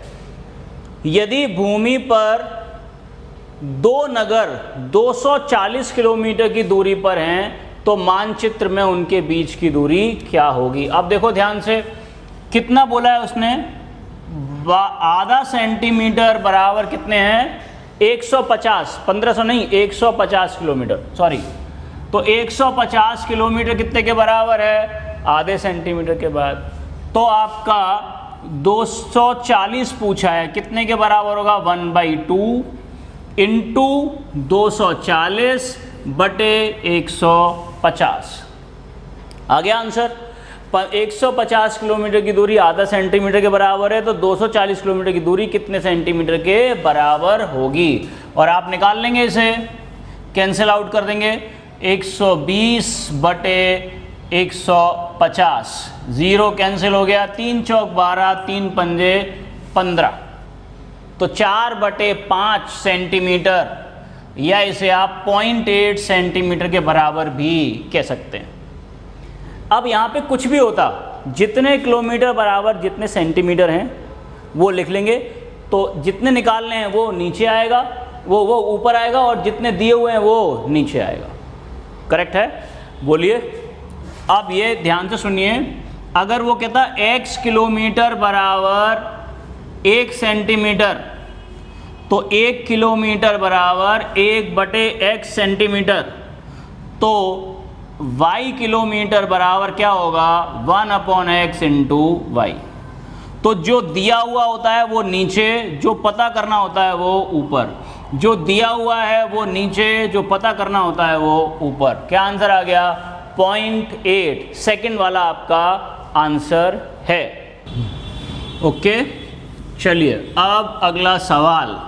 याद रखो, ये सारे सवाल, बिल्कुल यही सारे सवाल एग्ज़ाम में आएंगे, एक भी सवाल बाहर नहीं जाएगा। मैं बार बार कह रहा हूँ, आपको ये वाले क्वेश्चन सारे कर लेने हैं, उसके बाद आप सारे पुराने ईयर्स के क्वेश्चन लगाना और आप फाइंड करोगे कि आपको सारे आते हैं। तो चिंता करने की ज़रूरत नहीं है। इस क्लास के बाद कोई भी मैथ्स के लिए आपको किसी और यूट्यूबर को देखने की ज़रूरत नहीं पड़ेगी, आई प्रॉमिस। चलिए अगला सवाल क्या दिया हुआ है? वह संख्या जो 3, 4, 5, 6 और 7 से पूर्णतः विभाजित होती हो, और 4 ऑप्शन दिए हुए हैं, तो आप क्या करना है? 3, 4, 5, 6, 7 और 8 का क्या निकालना है? एलसीएम। क्या निकालना है? एलसीएम। एलसीएम निकालना तो आपको आता ही है, डिवाइड कर दीजिए। ये देखिए यहाँ पर डिवाइड कर दिया आपने, 2 से डिवाइड कर दिया आपने, 2, 5, 3, 7, 4, फिर 2 से कर दिया आपने 3, 1, 5, 3, 7, 2, फिर 3 से कर दिया 1, 1, 5, 1, 7, 2, फिर आपने 5 से कर दिया। अब ज़रूरत नहीं है वैसे, यहाँ पे सिर्फ 5 है, 7 है, 2 है, इनमें कुछ कॉमन नहीं है, यही कर लो। 2 × 2 × 3 × 5 × 7 × 2, 2 दूनी 4, 3 12, 5 60, दूनी 120 × 7 840। ऑप्शन में अगर आप देखोगे तो 840 डी ऑप्शन है आपका आंसर, करेक्ट है। अच्छा सुनो, ये इसका एलसीएम निकालना था 3, 4, 5, 6, 7, 8 का। तो ऐसे में हम क्या करते हैं, 1 से लेके 8 तक में किसके गुणज हो सकते हैं? 2 के, 3 के, 5 के और 7 के। तो सीधा सीधा तरीका है, 2 का सबसे बड़ा गुणज क्या होगा? 8। 3 का सबसे बड़ा गुणज, इसमें 3 ही है, इन दोनों में 3 कॉमन है। इसके बाद 5 और 7, आ गया आंसर, यहीं पे निकाल लेंगे आप। 8 या 24, 5 120 × 7 840। पूरा एलसीएम लिखने की ज़रूरत नहीं है, बशर्ते कि आपको ये बात पता हो। चलो ओके, अगला सवाल। ये वाला जो सवाल है आप देख रहे हैं, तो ये है अगला क्वेश्चन। एक बैग में 10 रुपये और 5 रुपये के नोट हैं और कुल नोटों की संख्या दे रखी है 35 और उनके कुल वैल्यू है 275 रुपीज़। तो देखिए कुल कितने नोट हैं? 35 और कुल पैसे कितने हैं? 275। अब देखो इधर, माना 5 रुपये के एक्स नोट हैं और 10 रुपये के वाई नोट हैं, तो टोटल मिलाकर के नोट कितने हैं? 35। क्लियर हो गया? अब एक नोट 5 रुपये का है तो एक्स नोट की कीमत क्या हुई? 5x। यहाँ एक नोट 10 रुपये का है तो वाई नोटों की कीमत क्या हुई? 10y। टोटल मिलाकर के क्या है? 275। ऐसे इक्वेशन में हम एक को कैंसिल कर लेते हैं, या तो x को या y को। इसको 5 से गुणा कर दो तो क्या हो जाएगा? 5x + 5y = 175। माइनस कर दीजिए आप, ये कैंसिल आउट हो जाएगा। ये 10x में से 5x गए, 10y में से 5y गए तो 5y। 275 में से 175 गया तो बचा कितना? 100। 5 से काट देंगे तो y की वैल्यू आ गई 20। ये y क्या था? y था 10 रुपये के नोट। तो 10 रुपये के नोट कितने हैं? 20 हैं। टोटल नोट कितने हैं? 35। तो x कितने के बराबर होगा? 15। तो 5 रुपये के नोट हैं 15 और 10 रुपये के नोट हैं 20, और आपका जो आंसर है वो सी ऑप्शन आपका दिख रहा होगा आपको। सी आपका इसका आंसर है, करेक्ट है। ओके, चलिए अब करते हैं अगला वाला सवाल। और देखिए ध्यान से क्या लिखा हुआ है। अगला वाला सवाल लिखा हुआ है, निम्नलिखित संख्याओं में से कौन सी संख्याएं कैसे क्रम में हैं? अवरोही क्रम में हैं, करेक्ट है। पहले वाले ऑप्शन से ही ले लेते हैं। फर्स्ट ऑप्शन है 60.4, 6.400, 6.044, 6.004 और 0.644। अब आपको इसमें कुछ नहीं करना है, बाकी के ऑप्शन चेक करने की ज़रूरत नहीं है, आप खुद ही इनको लाइन से लगा लो, ठीक है। कैसे क्रम में लगाना है? अवरोही, डिसेंडिंग। तो यहाँ पॉइंट से आगे क्या लिखा है? 60। सबसे बड़ा यही है, 7 दिख रहा है, तो बड़ा सबसे पहला तो 60.4 ही आएगा। इसके बाद 6.4 के बाद ये वाली संख्या 6.44 है, ये 0.644 है, ये 6.44 है। अब देखो पॉइंट से पहले किस किस में है? इसमें, इसमें, इसमें। तो ये तीनों बड़े हैं, ये सबसे छोटा है। जो ये छोटा है इसको ऐसे ही लिखा रहने दो। अब बीच वाले अरेंज करने हैं तो देखो 0.4, 6.4, पॉइंट के बाद बड़ी संख्या आनी चाहिए, यहाँ पर है। इसके बाद इन दोनों में दूसरी पॉइंट की संख्या यहाँ पर है, तीसरी ये सबसे आखिरी में है। तो ये पहले से ही अवरोही क्रम में है, पहला वाला इसका आंसर है, चेक करने की ज़रूरत नहीं है। अगर नहीं होता, अगर अवरोही क्रम में नहीं होता तो हम क्या करते? पहला फिक्स कर लिया, आखिरी फिक्स कर लिया, और यहाँ से भी देखते जाते पॉइंट से पहले कितने बड़े हैं, फिर उसके बाद पहली संख्या को चेक करते हैं, सबसे बड़ी कौन सी है, यहाँ है। जब पहली छूट जाती है तो दूसरी संख्या को चेक करते हैं, और तीसरी को चेक करते हैं, ऐसे करके करते हैं। तो सबसे बड़ा जो सवाल है इसमें वो फर्स्ट ही इसका आंसर है, करेक्ट। ओके, ऐसे क्वेश्चन में सिर्फ आपको चेक करना है, पहले लगातार 2-3 बार इस तरह का सवाल आया है, किसी में 0.7 वाला आया है, किसी में 0.8 वाला आया है, अलग अलग आए हैं। देखते हैं अगला क्वेश्चन है आपका, कह रहा है 4 अंकों की एक संख्या में इकाई के स्थान पर 9, कितने अंकों की संख्या है? 4। इकाई का स्थान मतलब D बराबर क्या दिया हुआ है? 9। हजारवें स्थान का अंक इकाई के स्थान का 1/3, हजारवां अंक यही है, इकाई, दहाई, सैकड़ा, यानी कि A इसका D मतलब 9 का 1/3 है, तो A की वैल्यू आ गई 3।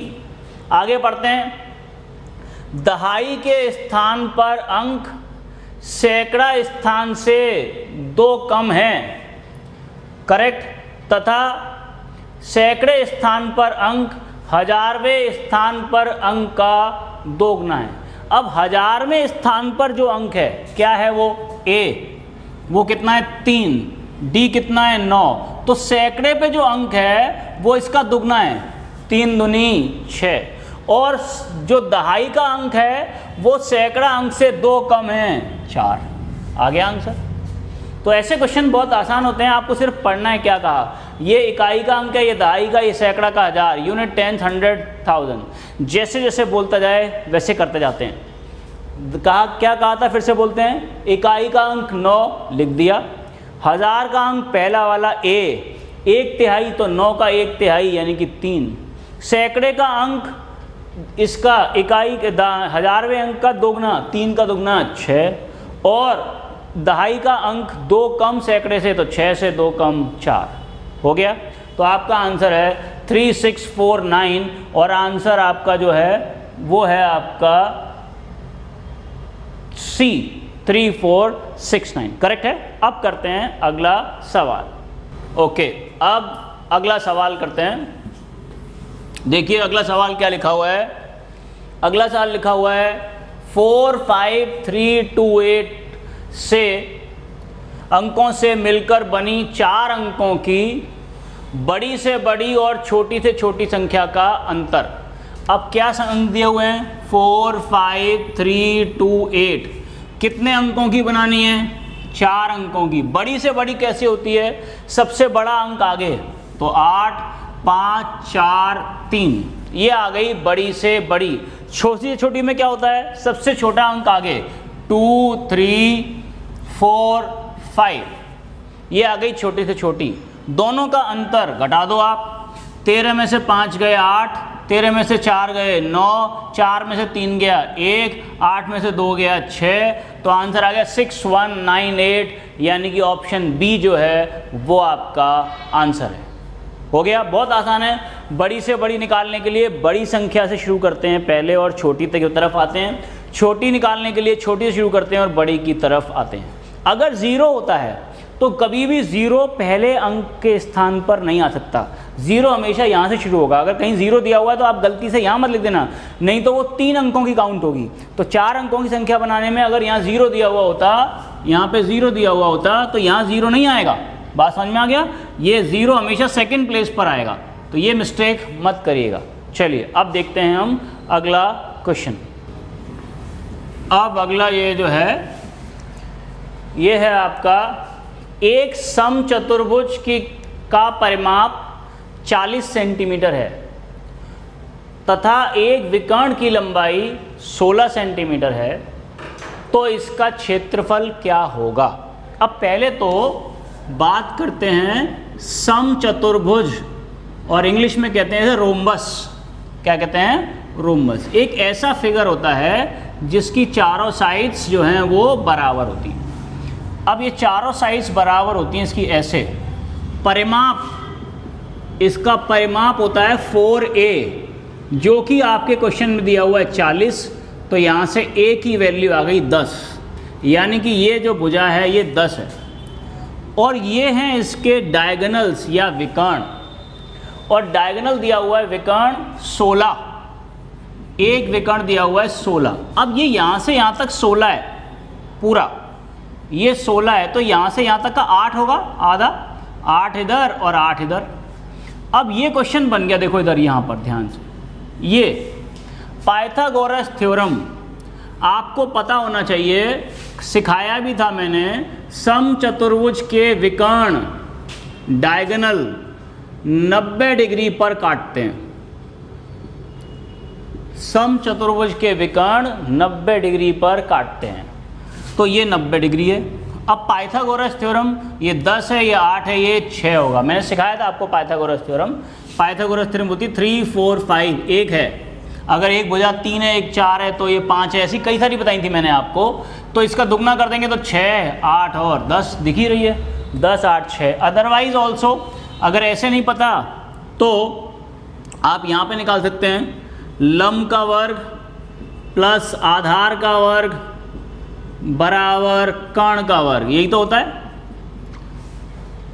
अब लंब 8 है, आधार निकालना है आपको, और कर्ण आपका 10 है, तो आधार का वर्ग बराबर 10 का वर्ग 100, 8 का वर्ग 64, 36 आ गया। तो आधार बराबर क्या आ गया, √36 यानी कि 6। ओके, अब देखो ये 6 है, तो ये भी आगे कितनी होगी, 6। तो इस वाले पूरे विकर्ण की लंबाई क्या आ गई, 12। एक विकर्ण की लंबाई आ गई 16, एक विकर्ण की लंबाई हो गई 12, और एरिया होता है 1/2 d1 इंटू d2। एरिया होता है 1/2 इंटू d1 इंटू d2। तो 1/2 d1 विकर्ण 1 16 और विकर्ण 2 d2 ये हो गई आपकी 12।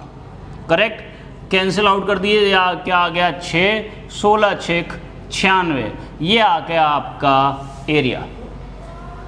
ओके, बस ये बात आपको पता होनी चाहिए। वैसे अगर फॉर्मूले की बात करें तो आपको ये बात मैंने बताई है, और नहीं बताई है तो फिर से सीख लो।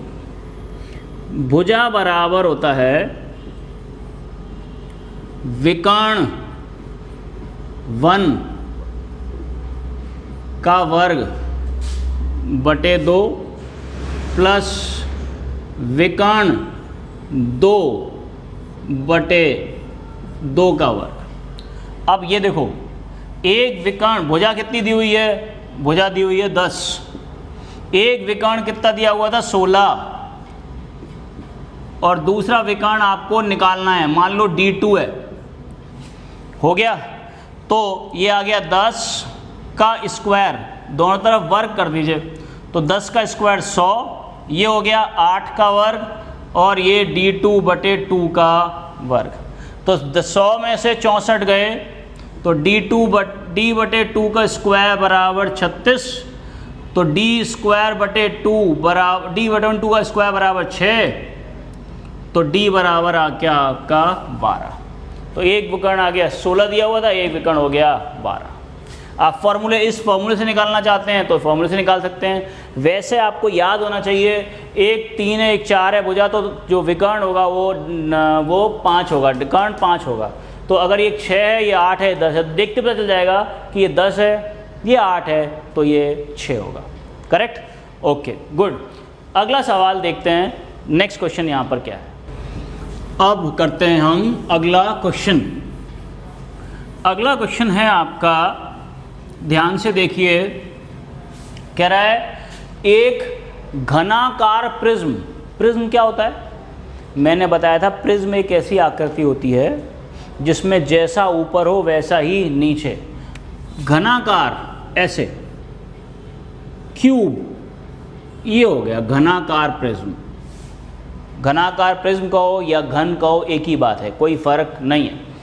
अब घनाकार प्रिज्म है, इसके बारे में क्या पूछा है, कौन सा कथन सही नहीं है, और 4 कथन दे रखे हैं आपके सामने। पढ़ते हैं ज़रा। पहला कथन क्या है, इसमें 6 फलक होते हैं, प्रत्येक फलक एक वर्ग है। बिल्कुल सही है, 1 2 3 4 5 6। आपको पता है क्यूब या घन 6 वर्ग से मिलकर बनता है, और वो आपकी बात बिल्कुल सही है। तो पहला बिल्कुल सही है। सवाल पूछा गया सही नहीं है, तो फर्स्ट सही है। सेकंड वाला है, इसमें 6 फलक होते हैं परंतु प्रत्येक फलक एक आयत होता है। ये गलत है। जब सारे वर्ग हैं पहले ही, थर्ड और फोर्थ भी कर लेते हैं, आंसर तो आ ही चुका है। इसमें 8 शीट्स होते हैं, बिल्कुल सही है। 1 2 3 4 5 6 7 8। इसमें कुल भुजाओं की संख्या 12, बिल्कुल सही है। 1 2 3 4 5 6 7 8 9 10 11 12, बिल्कुल सही है, करेक्ट। तो इसका आंसर जो है बी है। आपको बस ये पता होना चाहिए कि प्रिज्म होता क्या है। प्रिज्म वो आकृति होती है जो जैसी ऊपर होती है बिल्कुल वैसी ही नीचे होती है, और इसके शीर्ष आपस में मिले हुए होते हैं, उसको हम प्रिज्म कहते हैं। जबकि पिरामिड जो होता है वो एक ऐसी आकृति होती है जहाँ पर एक बिंदु पर सारे शीर्ष मिला दिए जाते हैं, ऐसे, इसे कहते हैं पिरामिड, करेक्ट। ये मैं आपको पॉलीगन्स में पूरी तरीके से पढ़ा चुका हूँ। ओके, आगे अगला सवाल देखते हैं, ध्यान से देखिए। अगले सवाल में आपको दिया हुआ है निम्नलिखित तालिका को ध्यान से देखिए। तो ये जो क्वेश्चन है इसमें आपको चार्ट पूरा दिख रहा है। क्या दे रखा है? स्टेशन, एक तरफ स्टेशन दे रखे हैं आपके पास, और स्टेशन कौन कौन से दे रखे हैं आपके पास? स्टेशन में आगरा है और इटावा है और कानपुर है। आगरा है, इटावा है और कानपुर है। और आपको टाइम बस दे रखी हैं 3, बस 1, बस 2, बस 3, करेक्ट है। और क्या दे रखा है? आगरा से चलने का टाइम इसका 8:24 का है और पहुंचने का 12:15 है। इसका चलने का टाइम 17:13 है और पहुंचने का टाइम 20:58 है। और इसका चलने का टाइम 11:48 है और पहुंचने का टाइम कानपुर 16:04 है। पूछा क्या है? इनमें से कौन सी बस आगरा से कानपुर पहुंचने में सबसे कम समय लेती है? तो आपको इस पूरे टेबल में बीच में कितने बजे आई, कितने बजे गई, कितने बजे इटावा पहुंची, इटावा से कितने बजे निकली, इससे कोई मतलब नहीं है। इसीलिए मैंने पूरा नहीं लिखा, सिर्फ काम की चीज़ लिखी है। चली कितने बजे, पहुंची कितने बजे, बीच में क्या किया उससे मतलब नहीं है, क्योंकि टाइम तो कौन सा काउंट होता है? जितने बजे चली और जितने बजे पहुंची। अब ये देख सकते हैं। अब आप देखिए चली कितने हैं? 8:24 पे। पहुंची कितने हैं? 12:15 पे। कितना हो गया? मैंने क्या सिखाया? 8:24 से 12:24 निकाल लो। 8:24 से 12:24 तक हो गए 4 घंटे, और उसमें से 15 निकालने हैं तो 9 कम कर दो, तो कितने हो गए? 3 घंटे 51 मिनट। 3 घंटे 51 मिनट। पहली वाली बस को आगरा से कानपुर पहुंचने में 3:51 लगा। इसको निकाल लो। 17:20 से 20:58 तक, 17:13 से 20:58 तक। तो सीधे सीधे अगर चाहेंगे तो घटा भी सकते हैं, क्योंकि दोनों बड़ी हैं। 8 में से 3 गए 5, 5 में से 1 गया 4, और 20 में 17 गए 3। 3 घंटे 45 मिनट लगे दूसरी को, और तीसरी को निकालने की ज़रूरत नहीं है, साफ दिख रहा है 4 घंटे से ज़्यादा टाइम है। 11:48 से 3:48 तक 4 घंटे तो हो गए, और इसको अभी ये वाला टाइम और लगना है 16 मिनट और, तो 4 घंटे 16 मिनट लगेंगे। इसको निकालने की ज़रूरत ही नहीं है। सबसे कम टाइम पूछा है तो बस नंबर 2 जो है वो सबसे कम टाइम लेगी, करेक्ट है। ओके, अब अगला टाइप, ये आप अपने साथ कॉपी पेन लेके बैठिए और आप साथ साथ करते जाएंगे, पॉज करते जाइए, देखते जाइए, सवाल करते जाइए। क्वेश्चन देखिए, साथ में सॉल्व करिए, आंसर मैच करिए। आपको सारे सवाल, मैं फिर से बोल रहा हूँ, इसी में होंगे। और अगर अच्छा लग रहा है तो प्लीज़ मैक्सिमम सब्सक्राइब करिए, लोगों को मतलब शेयर करिए, और जिन्होंने सब्सक्राइब नहीं कर रखा है वो प्लीज़ सब्सक्राइब कर लीजिए। ओके, अगला क्वेश्चन देखते हैं ध्यान से। क्या क्वेश्चन दिख रहा है? रमेश ने 45 किलो आम कितने हैं? 45 किलो। 75 किलो सेब, एप्पल है 75 kg, और संतरे ऑरेंज हैं 30 किलो। क्या किया, इसको आगे पढ़ते हैं। उनको संतरे खरीदे और उनको समान आकार के बड़े से बड़े, क्या लिखा है, समान आकार के बड़े से बड़े, समान मतलब कॉमन, बोलिए, बड़े से बड़े हाईएस्ट, आकार मीन्स फैक्टर, यानी कि HCF मासा। तो जो बड़े से बड़े समान आकार के का मतलब है मासा, HCF, ओके, के डिब्बों में पैक किया जाता है, तो निम्न में से डिब्बों की संख्या क्या होगी, ये बताना है। तो पहले इनका मासा निकाल लेते हैं। 45, 75 और 30 का HCF हो गया 15। 15 से डिवाइड होंगे तीनों संख्याएं कि नहीं?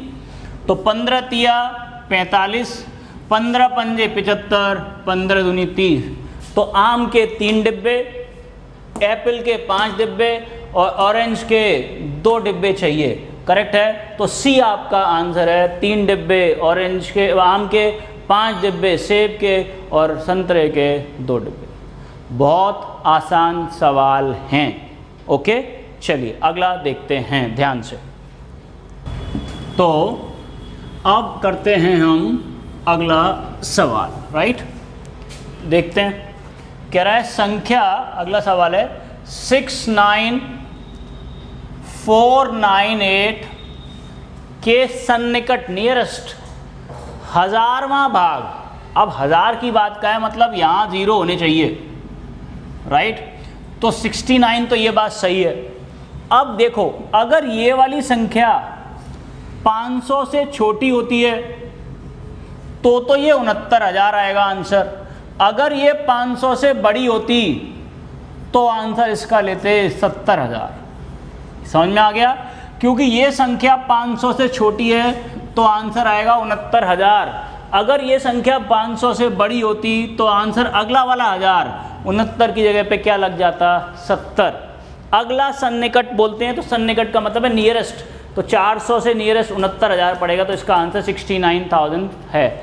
इसमें एक ऑप्शन 69,500 भी है। अब कुछ लोग कहेंगे सर ये 59,500 पास है।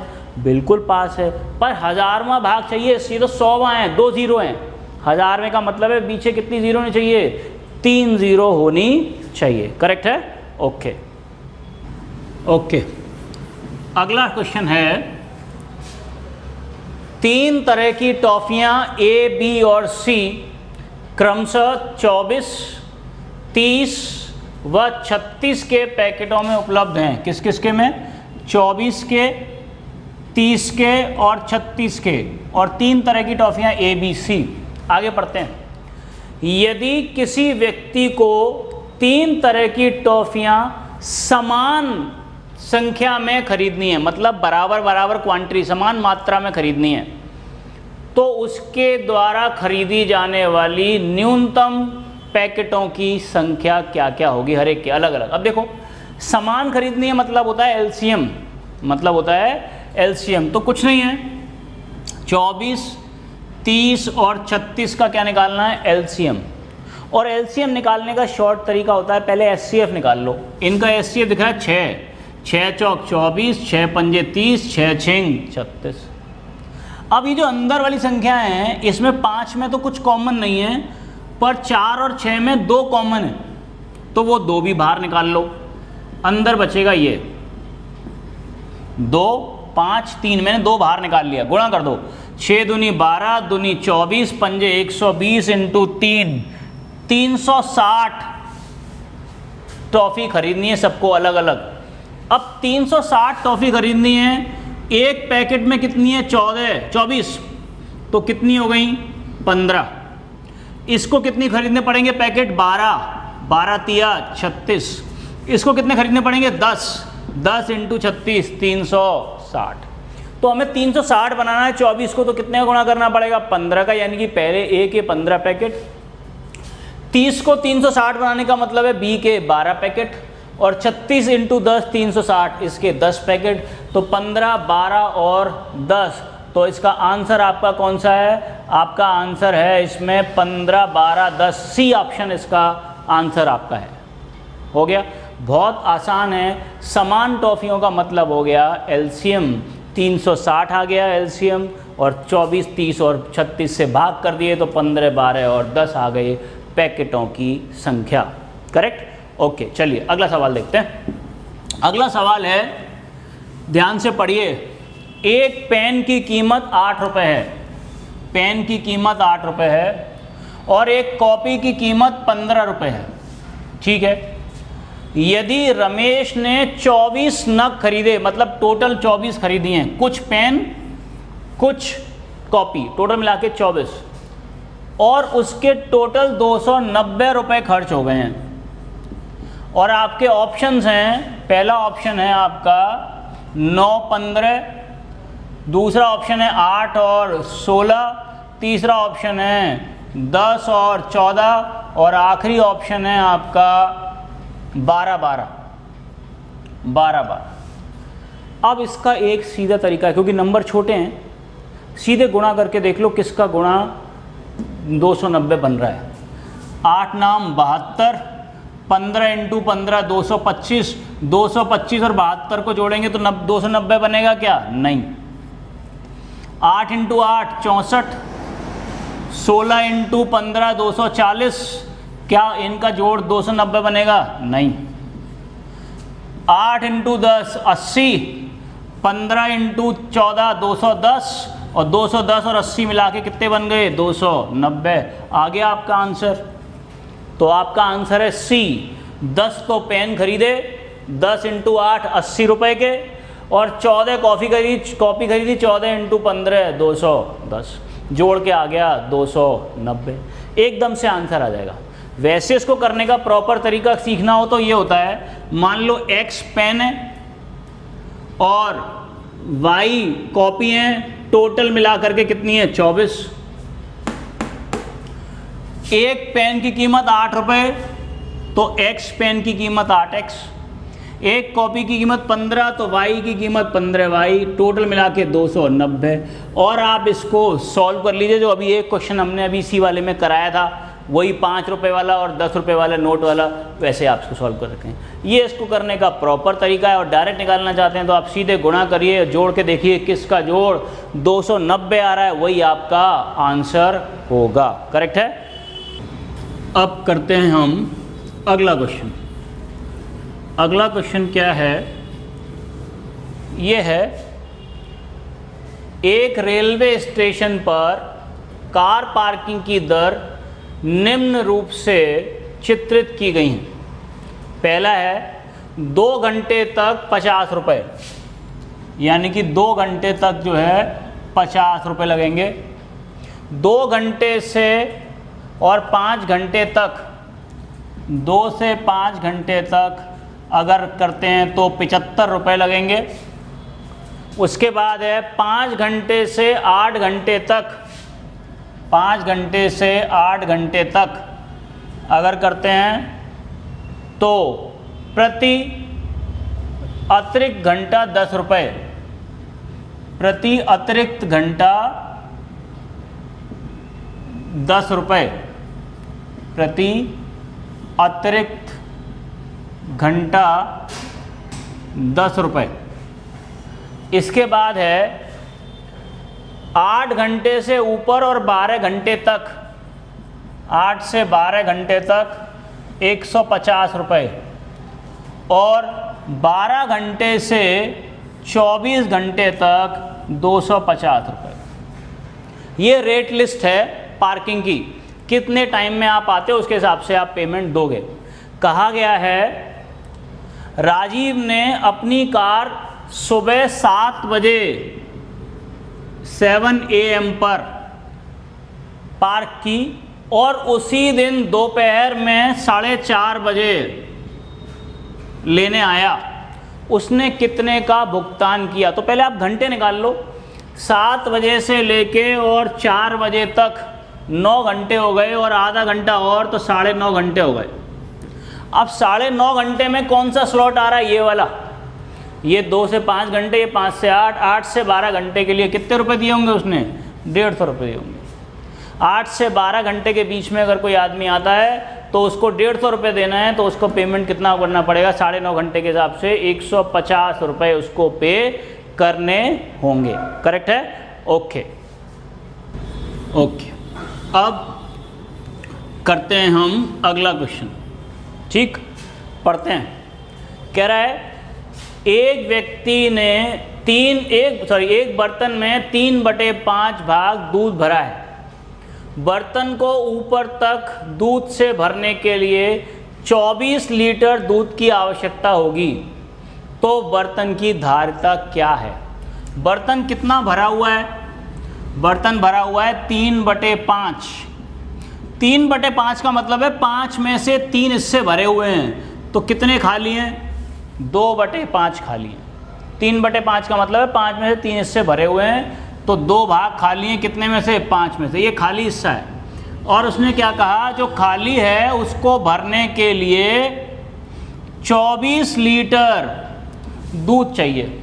तो 2/5 भाग बराबर है 24 लीटर के, तो एक पूरा भाग बराबर होगा 24 × 5/2, 12 पंजे 60। तो कुल धारिता है 60 लीटर। इस बात को आप ऐसे भी समझ सकते हो कि 3/5 भाग भरा हुआ है, तो 5 में से 3 गए तो बचा क्या? 2/5। तो ये क्या है? 2 खाली भाग, और ये 5 क्या है? पूरा भाग। तो 2 भाग बराबर है कितने के? 24 के। तो एक भाग बराबर कितने के है? 12 के। तो 5 भाग कितने के बराबर होगा? 12 पंजे 60 के। एक ही बात है। तो 60 लीटर टोटल क्वांटिटी ऐसे भी निकाल सकते हैं, और 60 लीटर टोटल क्वांटिटी ऐसे भी निकाल सकते हैं। करेक्ट है क्या? ओके, अब देखते हैं हम अगला क्वेश्चन। अब दिख रहा होगा आपको, अगला क्वेश्चन है 11011101, यहाँ 2 और ये 10। इसे कहते हैं बाइनरी, द्विधारी संख्याएं। बेस 2 से किस में चेंज करना है? 10 से। तो इसका तरीका क्या होता है वो सिखाता हूँ आपको। ये जो है आप सीधा तरीका सीखो। इसका मतलब है 2 की पावर 0, 2 की पावर 1, 2 की पावर 2, 2 की पावर 3, 2 की पावर 4, 2 की पावर 5 और ये 2 की पावर 6। सुनते जाना। 2 की पावर 0 का मतलब है 1, 2, 4, 8, 16, 32, 64। संख्याएं क्या हो रही हैं? दुगनी। 1, 2, 4, 8, 16, 32। हाँ या ना? अब सीखना कैसे निकालते हैं। 1 × 1 1, 0 × 2 0 ही होगा, 4 एकम 4, 8 एकम 8, 16 से 0 का गुणा करेंगे तो 0, 32 एकम 32 और 64 एकम 64। सबको जोड़ दो तो 64 और 32 96 और 8 104 और 4 108 और 1 109। आ गया आपका आंसर। 64 और 32 96 और 8 104 और 4 8 और 1 9। अब इसे डायरेक्ट सीखो। आप सिर्फ कुछ मत करो, दुगना करते जाओ। यहाँ आप सबसे कम लिखो 1, फिर 2, फिर 4, फिर 8, फिर 16, फिर 32, फिर 64। जहाँ पर 0 है उसे काट दो। ओके, अब जोड़ लो। 16 और 64 और 32 96 और 8 104 और 4 108 और 109। आ गया आंसर। तो कभी भी बाइनरी में चेंज करना। एग्जाम्पल एक और सिखाता हूं। मान लो ये दिया होता आपको बेस 2 और 10 में चेंज करने को कहता तो कुछ नहीं, 1 2 ये तो 0 हो जाएगा, 2 4 8 16 32 64 तो 0 हो जाएगा। इसके बाद 128 और 256। सबको क्या कर लेंगे? जोड़ लेंगे। ये आ जाएगा हमारा आंसर। एक और दिखाता हूँ। मान लो इसको निकालना है आपको, सुनते रहना। तो दुगना 1, 1 का दुगना 2, 2 का दुगना 4, 4 का दुगना 8 का दुगना 16 32 और 64। इसमें से 32 कट गया, 0 वाला, 8 कट गया, 0 वाला, 2 कट गया, जुड़ जाएंगे 1 और 4 5 और 16 21, 21 और 24 मिला करके हो गए 85। आ गया आपका आंसर। बहुत आसान तरीका है। क्लियर हो गया कि नहीं? ओके। और लास्ट, आज का आखिरी क्वेश्चन। आज का आखिरी क्वेश्चन में अगर उल्टा पूछ ले, 43 को 2 में लिखना है, बेस 2 में, राइट? तो बहुत आसान है। देखो इधर 2 से भाग कर देते हैं, जिसमें निकालना है। 2 से 2 दूनी 4, 2 एकम 2, क्या बचा? 1। जो बचा उसे यहाँ लिखते हैं। फिर 2 से 2 धाई 20, क्या बचा? 1। फिर 2 पंजे 10, क्या बचा? कुछ नहीं। 2 दूनी 4, क्या बचा? 1। 2 एकम 2, क्या बचा? कुछ नहीं। अब उल्टा लिख देंगे, 1 0 1 0 1 1। इसकी वैल्यू ये आ गई। 43 लिखा था तो इस तरफ 2 से भाग करते जाइए, यहाँ लिखते जाइए कितनी बार गया है, यहाँ लिखते जाइए शेषफल, और जो शेषफल आए उन्हें उल्टा लिख दीजिए, 1 0 1 0 1 1। ये आपका आंसर होगा।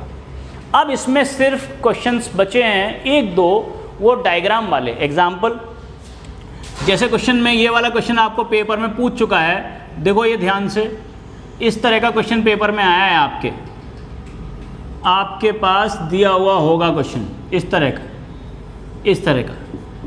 यहाँ एक निशान ऐसा बना रखा है, ये 1 इकाई का के 3/4 भाग के बराबर है,